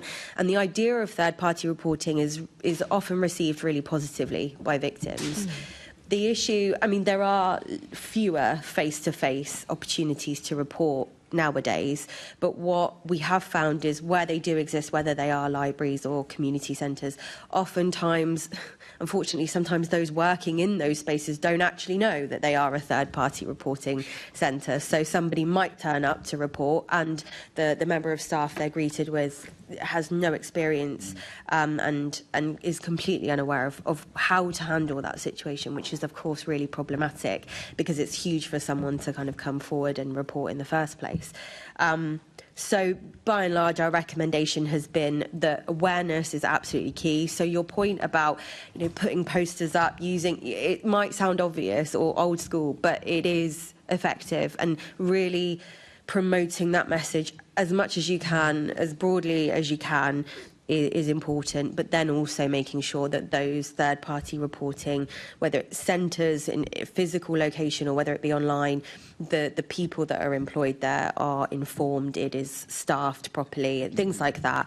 I would also just make the point that, so Stop Hate UK, so Rose Simpkins, who was unfortunately unwell today, so couldn't be here, Stop Hate UK are the only organisation that run a 24-hour call line for all hate crime victims in the UK. So she would be able to talk a lot more about the effectiveness of things like a phone line for helping, but I did just want to make that point. Okay, well, we might very well get something from her in writing, as she wasn't able to be here to give the evidence in person today. But I think you're sort of building on what David was saying about the need for training, and that the victim support in Wales, that they receive training and that helps, but agreeing that I think they say that by the time that the people who are providing a piece of information are completely bored with advertising it, that's about the time when the people who are hopefully receiving it will just about notice that the information is there. But thank you very much, that's been really helpful. Thank you, Chair. Thank you. Moving on to prevention and raising awareness issues, Assembly Member Duval. Just continuing on the conversation, so we're going to talk about best practice and interventions and what works and what doesn't quite work. So just before, let's pick up on the third-party issues. I mean, that's got spin-offs for tackling other crimes, but do you think, seriously, that that would make a real difference to the nature of this crime on public transport if we got third-party reporting up to a standard of where it can be used to bring people to book? Is that, I suppose I'll ask you, David, because you raised it along with some other issues around clarity of issues of between incidents and crimes, I think earlier on in one of your contributions. Yes. Would it make a difference? In the longer term, yes. Because one of the problems we have is understanding the problem in the first place, and we cannot fully understand the problem until we can fully accumulate the data concerned with it. Most of our work is guessing and hitting in the dark because we don't have enough data to work with. If we had an adequate, standardised, professional, fully trained reporting system, even if it's conducted by volunteers or other unpaid workers, then at least we would have more channels for reporting to take place, more substantial evidence that the police could use to make their job easier, and therefore the job of the Crown Prosecution Service conducting its 2 threshold tests. But also, victims would be able to get the pastoral care and the assurance they need in the police and later processes that they so crave. But to do that, we do need a standardised, well-trained third-party reporting service. In the short term, to answer your question, it would make no difference at all. But in the longer term, once that data is accumulated, once people experience and trust the third-party reporting centres, once the police learn to trust the evidence they're receiving from them, then the differences will start to come through. OK, thank you for that. And just earlier on, just in terms of, look, we're in the middle of some changes going on here, isn't it? So that clarity that I think you said, look, we need clarity. I'm not quite clear where we are. People on the ground having to make judgments whether it's a crime or not a crime. In the sense that, would you all agree in terms of that to get that clarity is better to have a very tight definition of what's what to allow the people on the ground to do it? Because if not, we are going to miss out on crimes, isn't it? I mean, that's the reality. I mean, I tend to take a simplistic view that all crimes potentially lead to violence, therefore we need to deal with them. So antisocial behaviour can lead to violence, domestic violence can lead to murder. So, you know, in terms of the degrees of it, clearly hate crimes in a confined space that you've said other significance in terms of policing. So the clarity that I think you were demanding, really, we're up in the air. The College of Policing is saying one thing, the Met is saying another thing in terms of that. Do you think that's got to be a must call from your point of view before we can really get to grips with some of the issues? I recognise the issue of the data gaps. We've got some data, and I think is good in terms of some of the trends, but clearly there are gaps still. Yeah, regarding data, I have a lot of data myself, but it's all experiential. Much of it concerning women and girls, which is the focal point of this particular group, because they are carers for children and disabled persons mainly, so they are going to be more affected. But regarding that, I carry out many training sessions with police forces all over the country. I don't charge for it because if I did, they wouldn't invite me. But I was talking to Kent Police last week, and they were unsure as to the difference between a hate incident and a hate crime themselves. Yeah. And these are the people that receive the reports. Now, that's not because of some ignorance or not wanting to know. It's because they themselves have been ill-informed and because they have to work on evidence that is not solid enough for them to build a case on. So what they were saying was they've invited me back for a cup of tea and to deliver a training session which indicates the difference between those two things, and we can record it and they can play it to officers. The problem is that officers have so much to do now, they have so many responsibilities, and the ever-changing, the ever-shifting political sands on which they must work makes it difficult for their role. Hate crime is not seen as a priority crime among the police, generally speaking. Of course, it's not the sexiest of crimes like car chases and gangland murders and all the rest of it, but it is a crime that has long-lasting personal impacts. But it is not a crime to boast about in the police canteen. So we have to change this by offering the police, if we had a more substantial, more solid, more standardised hate crime reporting service, for want of a better word, it would affect everybody positively, and that includes the police. The effect in Wales is it reduced their time focusing on cases whilst presenting them with usable evidence. It's a win-win. OK, thank you for that. So that's one form of intervention. Other forms of intervention that maybe you could share with us that have shown that have reduced, or that we think we have, if we haven't got the full data, but we think there's a trend there of reducing hate crime or improved community resilience to it.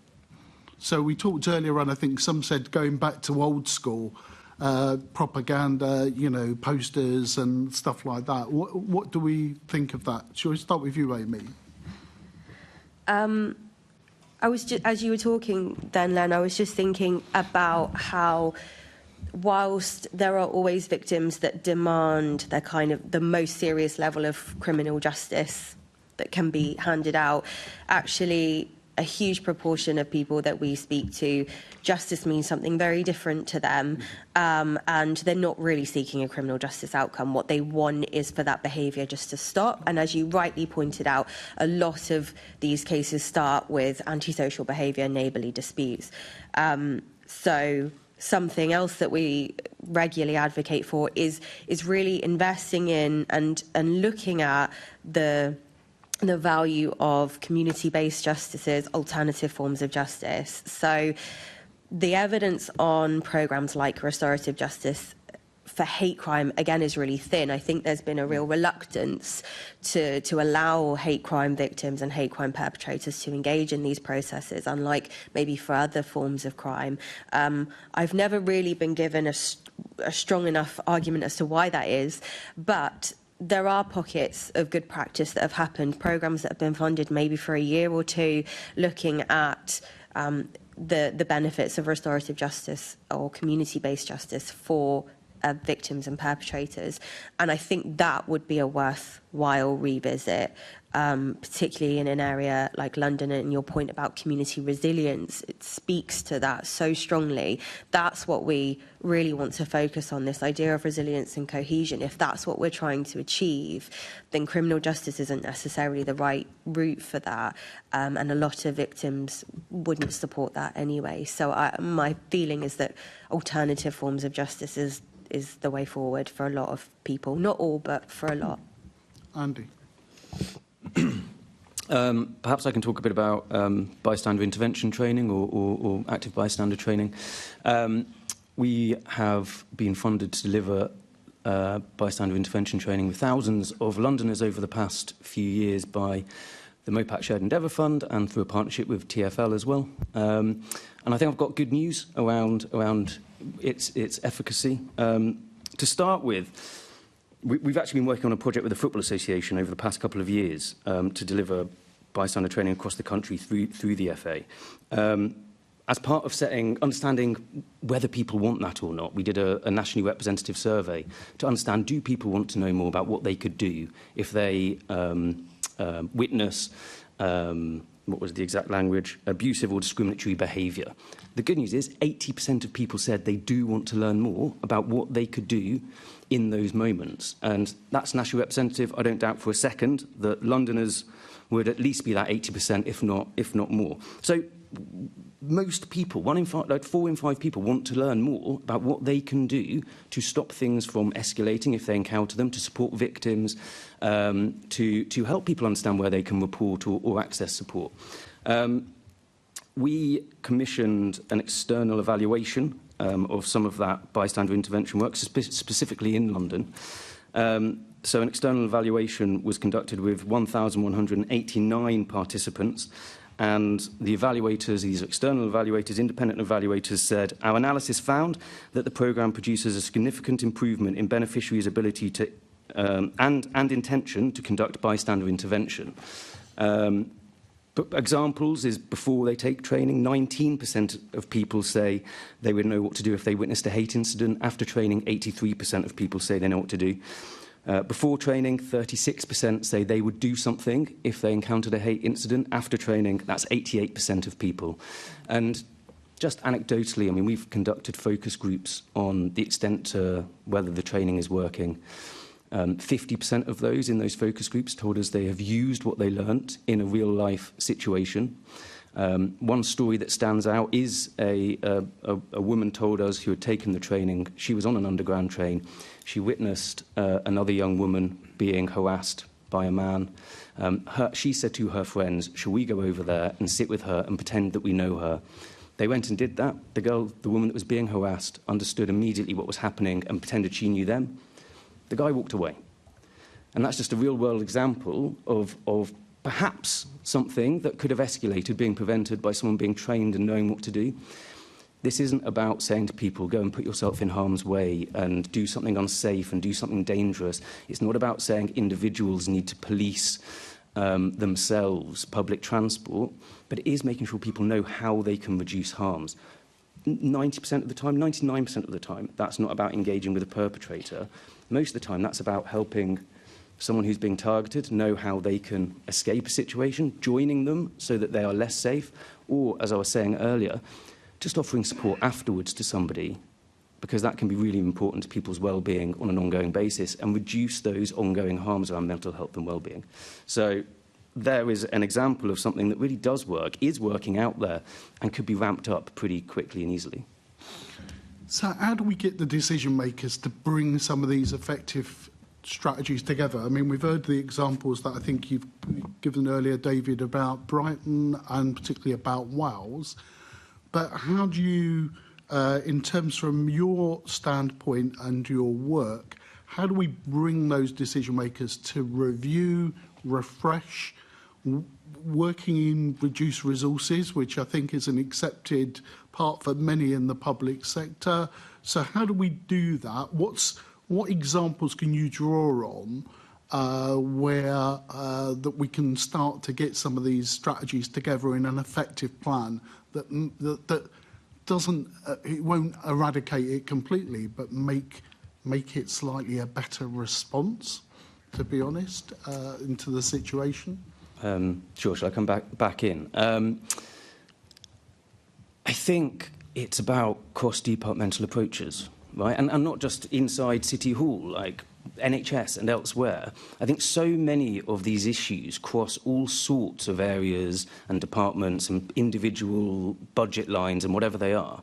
Lots of people are often working towards, how do we improve mental health of people in London? Well, one way is reducing hate crime and the experience of hate crime, because we know the severe impacts that have. TfL working on how do we make sure that our transport is safe. Mayor's Office of Policing and Crime working on how do we reduce hate crime and prevent extremism, etc., etc. How do these different groups come together and come up with an action plan together with a shared set of objectives that meet what they're all doing and together can achieve more than individual small projects can alone? I think that would be my thoughts on that. David? Yes, there's very little national coordination in this, and I realise the focus here is London, but the problem is that we already have the legislation in place. It's not used. The Equality Act 2010, Section 149, the Public Sector Equality Duty, clearly points out that bodies such as this, bodies such as local authorities, bodies such as the police, their contractors, people who educate them, work with them, members of the public that are involved with them, already have a lawful duty, a public obligation to treat people of difference with fairness, and that training should be given, and that those factors should be monitored. During my research over the last 6 years, when I've spoken to nearly every local authority, I asked each which are carrying out those monitoring programs and training programs. The answer was 0. When I approached TfL for the same information, the answer was the same. And this is a legal obligation. It's not negotiable. But prosecutions do not take place. Prosecutions should take place by the Equality and Human Rights Commission. And they're not here to defend themselves, but one might ask why they're not prosecuting anybody. And if those prosecutions don't take place, then the law itself is not effective. But it's imposition, and it's stuff that should be done already. Something else that could help started in the northeast of England with a public transport organisation. I'm very enthusiastic about public transport because I used to collect one of their pensions. Is that they produced a hate crime charter. And a hate crime charter is just a one-page piece of paper, but it contained enough information to tie together policy within the northeast of England so that its buses and trams and trains could operate a policy of awareness and countering hate crime amongst its customers and staff.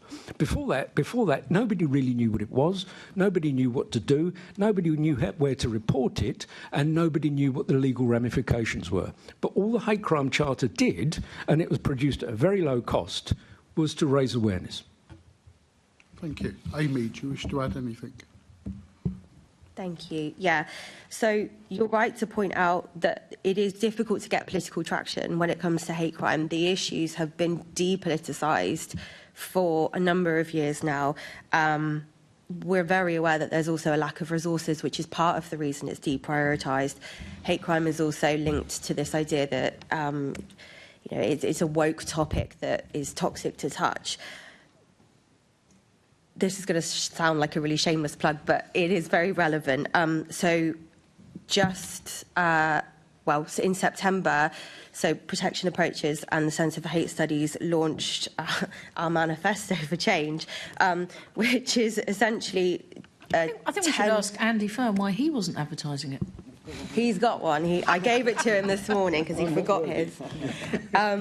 It's 10 very practical and resource-light or no-resource solutions to tackling hate crime, which I think members here would find really, really useful to apply in different settings across London. The really great thing about London is that, unlike certain other areas of the country, there is resource, and there is really good pockets of good practice happening. You've got a lot to draw from, I think. And so I think these kind of, like I said, very practical, tangible things that we've kind of pulled together our decades worth of evidence and a nationwide consultation with key stakeholders really speak to some of those things that can be done. I'm very happy to share it with you afterwards. Oh, yes, please. It's a great plug. Don't apologise for it. Don't apologise. Sorry, had you finished? Just to say that the thing is, one thing that we wanted to draw attention to in looking at hate crime is this is a very specific conversation that we're having. But realistically, if you tackle hate crime, you're tackling other forms of serious and violent crime as well. You're addressing trust and confidence. You're addressing community cohesion and resilience and community safety. And these are all the top priorities right now, rightly so. So, yeah, hopefully it can speak to lots of other issues that politicians care about. Well put. Just lastly, international best practice. Of course, we've got good practice here in UK and here in London, but is there anything we can learn from other major cities or national governments that have a different approach or have got? We won't be perfect, it won't be 100%, but is there anything that we can learn from if anybody's got any of those examples? We're pretty much the world leaders in dealing with hate crime, even though we don't deal with it very well. For example, if we were still part of the European community, there is an overarching batch of standards which apply to all of its member countries, which its member countries then readily ignore. If you want to collect data about hate crime, if you looked all over Europe, you might find of the 27 countries, you might find 3 accumulate the data. The other 24 don't bother, despite the obligations under Europe that they should. Other places that excel in the world, you can look to Australia, and the state of Victoria is very good. The other states don't care. If you look to the United States, they were the forerunner of collecting hate data in 1993. Now a lot of them don't bother. But the UK kind of leads the way, and as I said earlier, it's not that great, but we should look to ourselves and just be proud of ourselves for that, but we should also lead the world now, especially a great city like this, in taking the whole thing forward. Well, thank you. Thank you. Assemblymember Garbett, did you want to ask something? Yes, I'm aware of time, so I'll just come straight to Amy. I'm really interested in your manifesto for change, and I think what I've been thinking about through this whole investigation is this balance between how much we invest in reporting, which is obviously really important, but versus kind of addressing things at their core and stopping it from happening. And your quote from people who experience this, just saying that they want things to stop, I think is really powerful. So in the manifesto for change, is it kind of weighted towards, and obviously it'd be great to see it, but between kind of improving reporting and more kind of core how we address these and prevent them longer term, like the perpetrator bit, I guess. Yeah, of course. So there are points in there around prevention. We've focused slightly more on online hate in regards to prevention. I mean, just because it seems to be something that is a particular concern at the moment. Data-wise, there is some useful emerging data on perpetrators and potentially what works in terms of preventing later down the line extremism. But from our perspective, it is very, very difficult to identify and work with perpetrators of hate crime. As academics, just gaining access is really, really difficult. So our data is more skewed towards victims. But in terms of the responses, the manifesto tries to speak to different parts of the process. Great, that's really helpful. I'll come back to you, Chair. Thank you. Assemblymember Roberts, I know your question was answered, but is there anything else you'd like to add? No, it's one of the great joys of having intelligent and diverting candidates on the panel, that they answer the questions before we even trouble to ask them. So there we go. Thank you very much, Assemblymember Roberts. Assemblymember Hall. Thank you. I'll also be quick. Andy, I really like the idea of bystander intervention. I don't think any of us take enough personal responsibility these days. It seems to be reducing and reducing.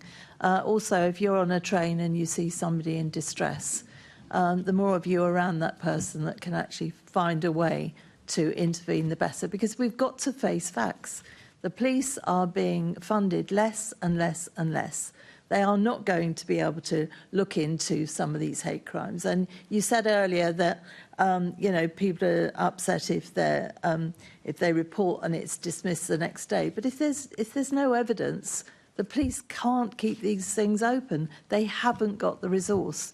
And a bit controversially, I'll ask you, do you think that some of us need to toughen up a little bit?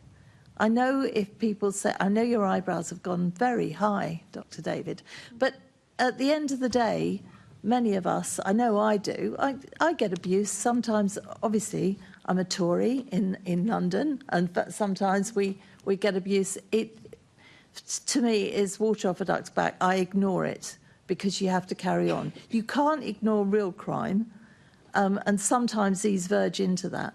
But do you not think that we should start toughening up and say, just ignore it, as you know, at levels? Because we've got to start taking personal responsibility now. We've all got to start looking after other people that are around us. And we've all got to think, well, you know I'm not that thing. Get on with it and move on. No, I don't agree that the answer is people need to toughen up. I think we work day in, day out with victims of hate crime who phone us or get in touch via the On Your Side website and tell us about their experiences, and we've got fantastic casework advocates who work with them and support them as they both try to access justice for their experience, but also access wellbeing support. And I can tell you absolutely frankly and honestly, the impacts on people of experiencing hate, even what might be considered as low-level hate by some, such as verbal abuse in the street, the impacts are huge. And even if your interest isn't on the individual and what those impacts are for them, we know for a fact that people who experience hate crime start to engage less with the community around them. So it has impacts on cohesion more broadly. They start to avoid places. They don't use public transport. They stop going to certain parts of town. That's not helpful for the economy. Some people want to move house. Some people want to stop going to their work or their jobs. People isolate and become more insular. I think, actually, back to the question that was over here around how do you persuade policymakers around some of these issues, I think if you did a piece of work that understood the cost to London of people's of people not accessing wellbeing support and the harms to their wellbeing after experiencing a hate crime, it would be huge. The people unable to leave their homes, not wanting to leave their homes, changing their way of life, we know these things are happening, and so I don't think we can just say toughen up. I think we have to say, how do we make sure that when people I didn't mean on every occasion. I meant in some, perhaps if we teach people how to ignore things in a better way. Because I accept, I mean, whenever we have these committees, we're told by all the charities they need a lot more money, and we see more and more money going into it, which, you know, in some instances is money well spent. In other instances, I might argue I'd rather that money went into policing, but that's a personal thing. But I just think in some instances, if we actually teach people to cope with not thinking that somebody's staring at them when they might just be sitting there, to try and ignore odd comments, not in every occasion, but if we try and perhaps put some money into teaching people to think, you know, toughen up, in my words, I'm sure you'd find a much better way of putting it, that actually that might teach them some life skills going forward, because, you know, people are awful to each other and some of us have to get on with it. And the more people that are taught to get on with it, some can't, possibly that might be a better way forward than constantly mollycoddling people and putting blankets around people, because those blankets aren't always going to be there. So teaching some people life skills, I would have thought would be a better way round. Can I just respond quickly to that? Just a quick response to that. In terms of what comes into us, people getting in touch with us and saying, I want support or I've experienced something, we never get anyone coming and saying someone looked at me funny or I think that was because of something about who I am or anything like that. Like, the things that come to us when people say I've experienced something, it's because something has been said to them or done to them hundreds of times, and that they know because of the thing that was said or done that was because of their identity. And there is a difference to being targeted because of your identity, something about who you are that you cannot change, and perhaps the example you gave of being targeted for abuse and verbal abuse and things which should never happen, but because you're an assembly member. Because if you're targeted for that thing you can't change, that's a core part of your identity, what you start to believe is, no, I'm not welcome in this community, I don't belong here, and that changes things fundamentally for you and is not easy to just brush off. If I may add something about bystanders and toughening up, not all bystanders are helpful. Some bystanders participate in the abuse. I should add that for the record. But toughening up, perhaps toughening up was the message that was given in the early 2000s to the people of a Leicestershire village who had faced 130 episodes of antisocial behaviour, which led to Fiona Pilkington and her daughter setting fire to themselves in a car because they couldn't toughen up.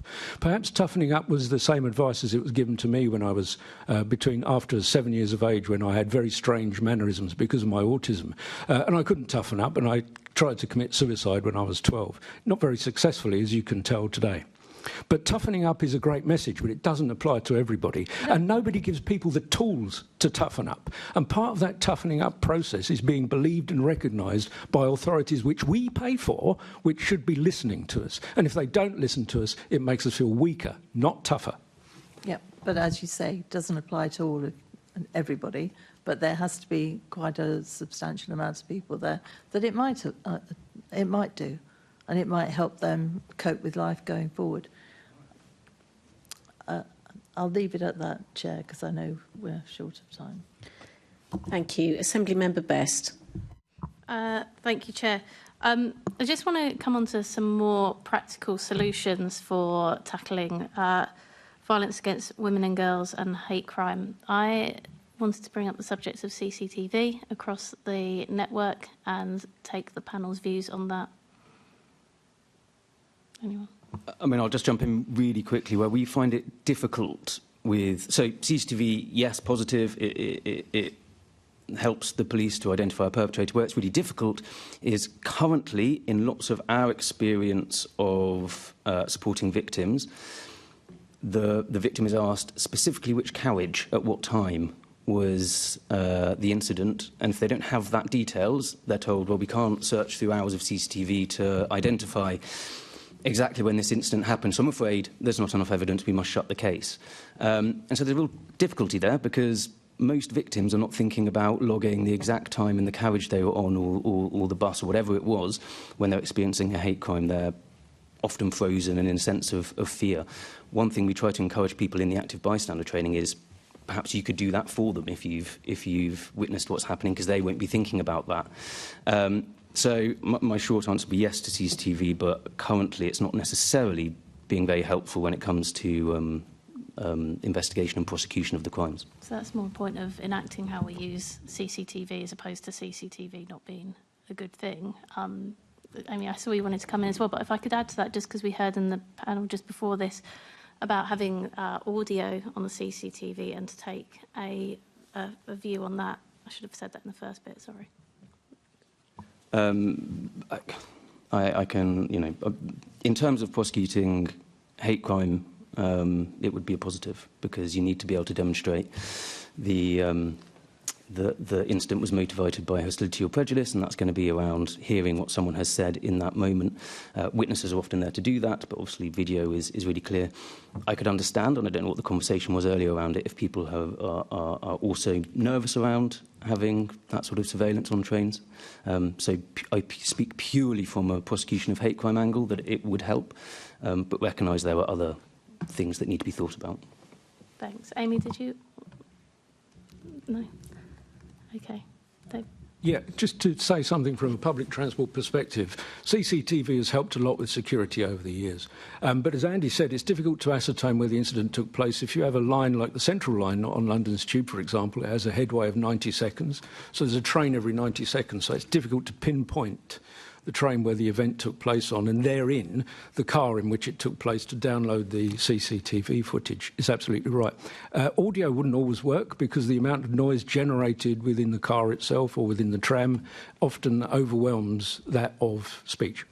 I can imagine that. I can imagine a lot of cases as well where it would help. It depends, obviously. And I asked this question of the panel earlier, but especially at the night time, and a lot of these incidents being driven where alcohol or drugs are involved. those instances, I'm sure we've all been part of them on the carriage, the whole carriage goes silent and everyone can hear what's being said. So I would suppose a time and a place for when that would be helpful. But on that point, have any of you made representation on to the Nightlife Task Force on how we could improve safety on our transport system in terms of VORG or hate crime? And perhaps maybe you might consider doing that. I did some time ago. I made some general recommendations to TfL. I'm still waiting for a response, but that was only 4 years ago. It's probably, yeah. Oh, I actually recently had a letter that hadn't been replied to 15 years. So, I mean, just give it another 10 years, you might get a response. The other question I wanted to ask was around particularly VORG and women's safety at night and TfL car parks. So a lot of women rely on TfL car parks, especially in outer London, to make that last mile journey. Do you have any thoughts on the importance of TfL car parks in order to protect women? I should imagine they are incredibly important spaces to protect, to be, again, staffed if possible, well lit.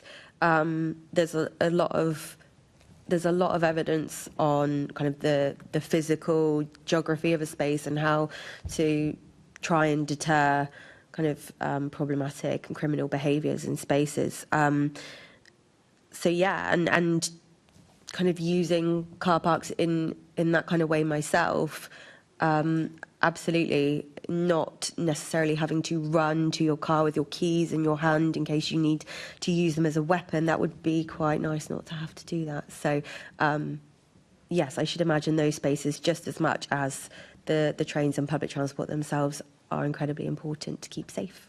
Thank you, Amy. And a final question for all of you, in two parts really. You may well have seen the Transport Hate Crime and VORG Task Force. I don't know if any of you have had any input into that, which the Mayor is working on. What do you think that task force should be focusing on? And as a second part, is there anything as well today, apart from obviously the manifesto for change, anything you really wanted to highlight, which would be kind of protection mechanisms or helpful things this committee should look into? So shall I start with Andy and go down the line? Thank you. I think what we've kind of covered today, that transport is a place where prejudice and other ways that hatred manifests that exists across the country and outside of transport is a place where it manifests. I'm not sure a task force looking at transport can necessarily address how those prejudices come into existence and stop people feeling that it is permissible to harm someone because of an aspect of their identity. I think what they need to do is perhaps focus on how do you make it so it feels less permissible on transport, these spaces where people are enclosed and trapped in together.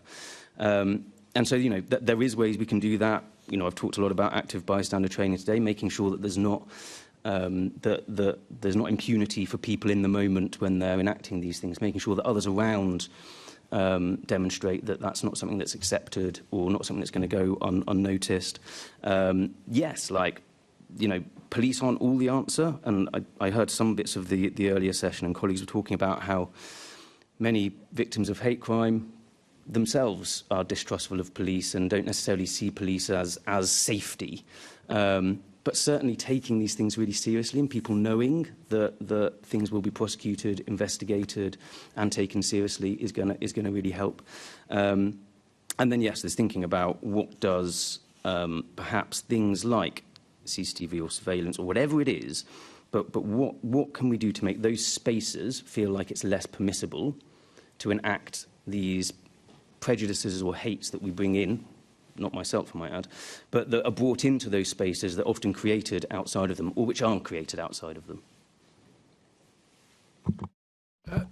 Just to congratulate the British Transport Police, the BTP are quite good with dealing with hate crime. They were one of the forerunning police forces in the country who flagged hate crimes on their system as being worthy of investigation. And they are good at doing that, and they have their own specialist officers. So they're very good at this. What they're not very good at is speaking with other police forces. So unless there's a threat to life, for example, they won't invite an outside police force like the Met Force onto its premises to deal with an incident, even though the nearest BTP officer is 30 miles away. So there's not a good... in fact, the Met Police have a phrase for the BTP, which I won't repeat at this meeting. But what I would advocate is staff training, but I always advocate staff training. I used to provide it for TfL, and if we mention hate crime in those training sessions, I can already see the yawns beginning to emerge among the staff because it's not a popular topic. But if we did it in a creative and helpful way, it might help. Publicity, I always advocate because it seems to work.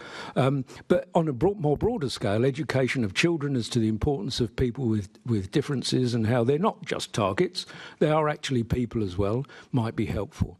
And the adoption of a hate crime charter, manifesto, call it whatever you like, it's already working in some parts of the country, I think will be helpful in the formulation of policy. I don't really have much to add to what Andy and David have said, but just to flag, because you mentioned violence against women and girls, and I understand that that is being discussed at kind of a later panel, but so it's a bit of an aside. But I did just want to flag that, so the new ONS data released yesterday for the year ending March 25 showed, with regards to sexual offences, a significantly higher proportion of victims were full-time students. So just through the lens of public transport, you have a number of commuter universities within London, and so full-time students might be a population that would be worth looking at in more detail.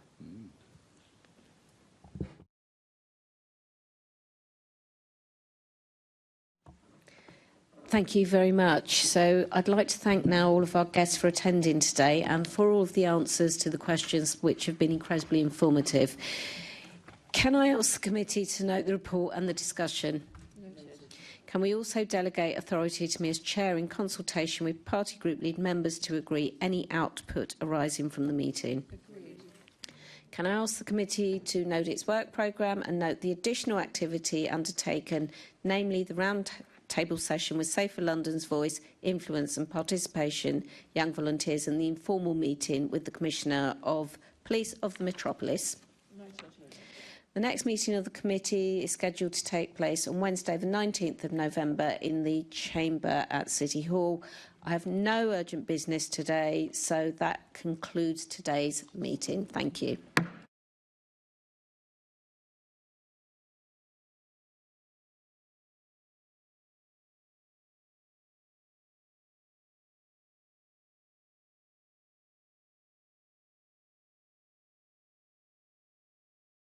Please stand by.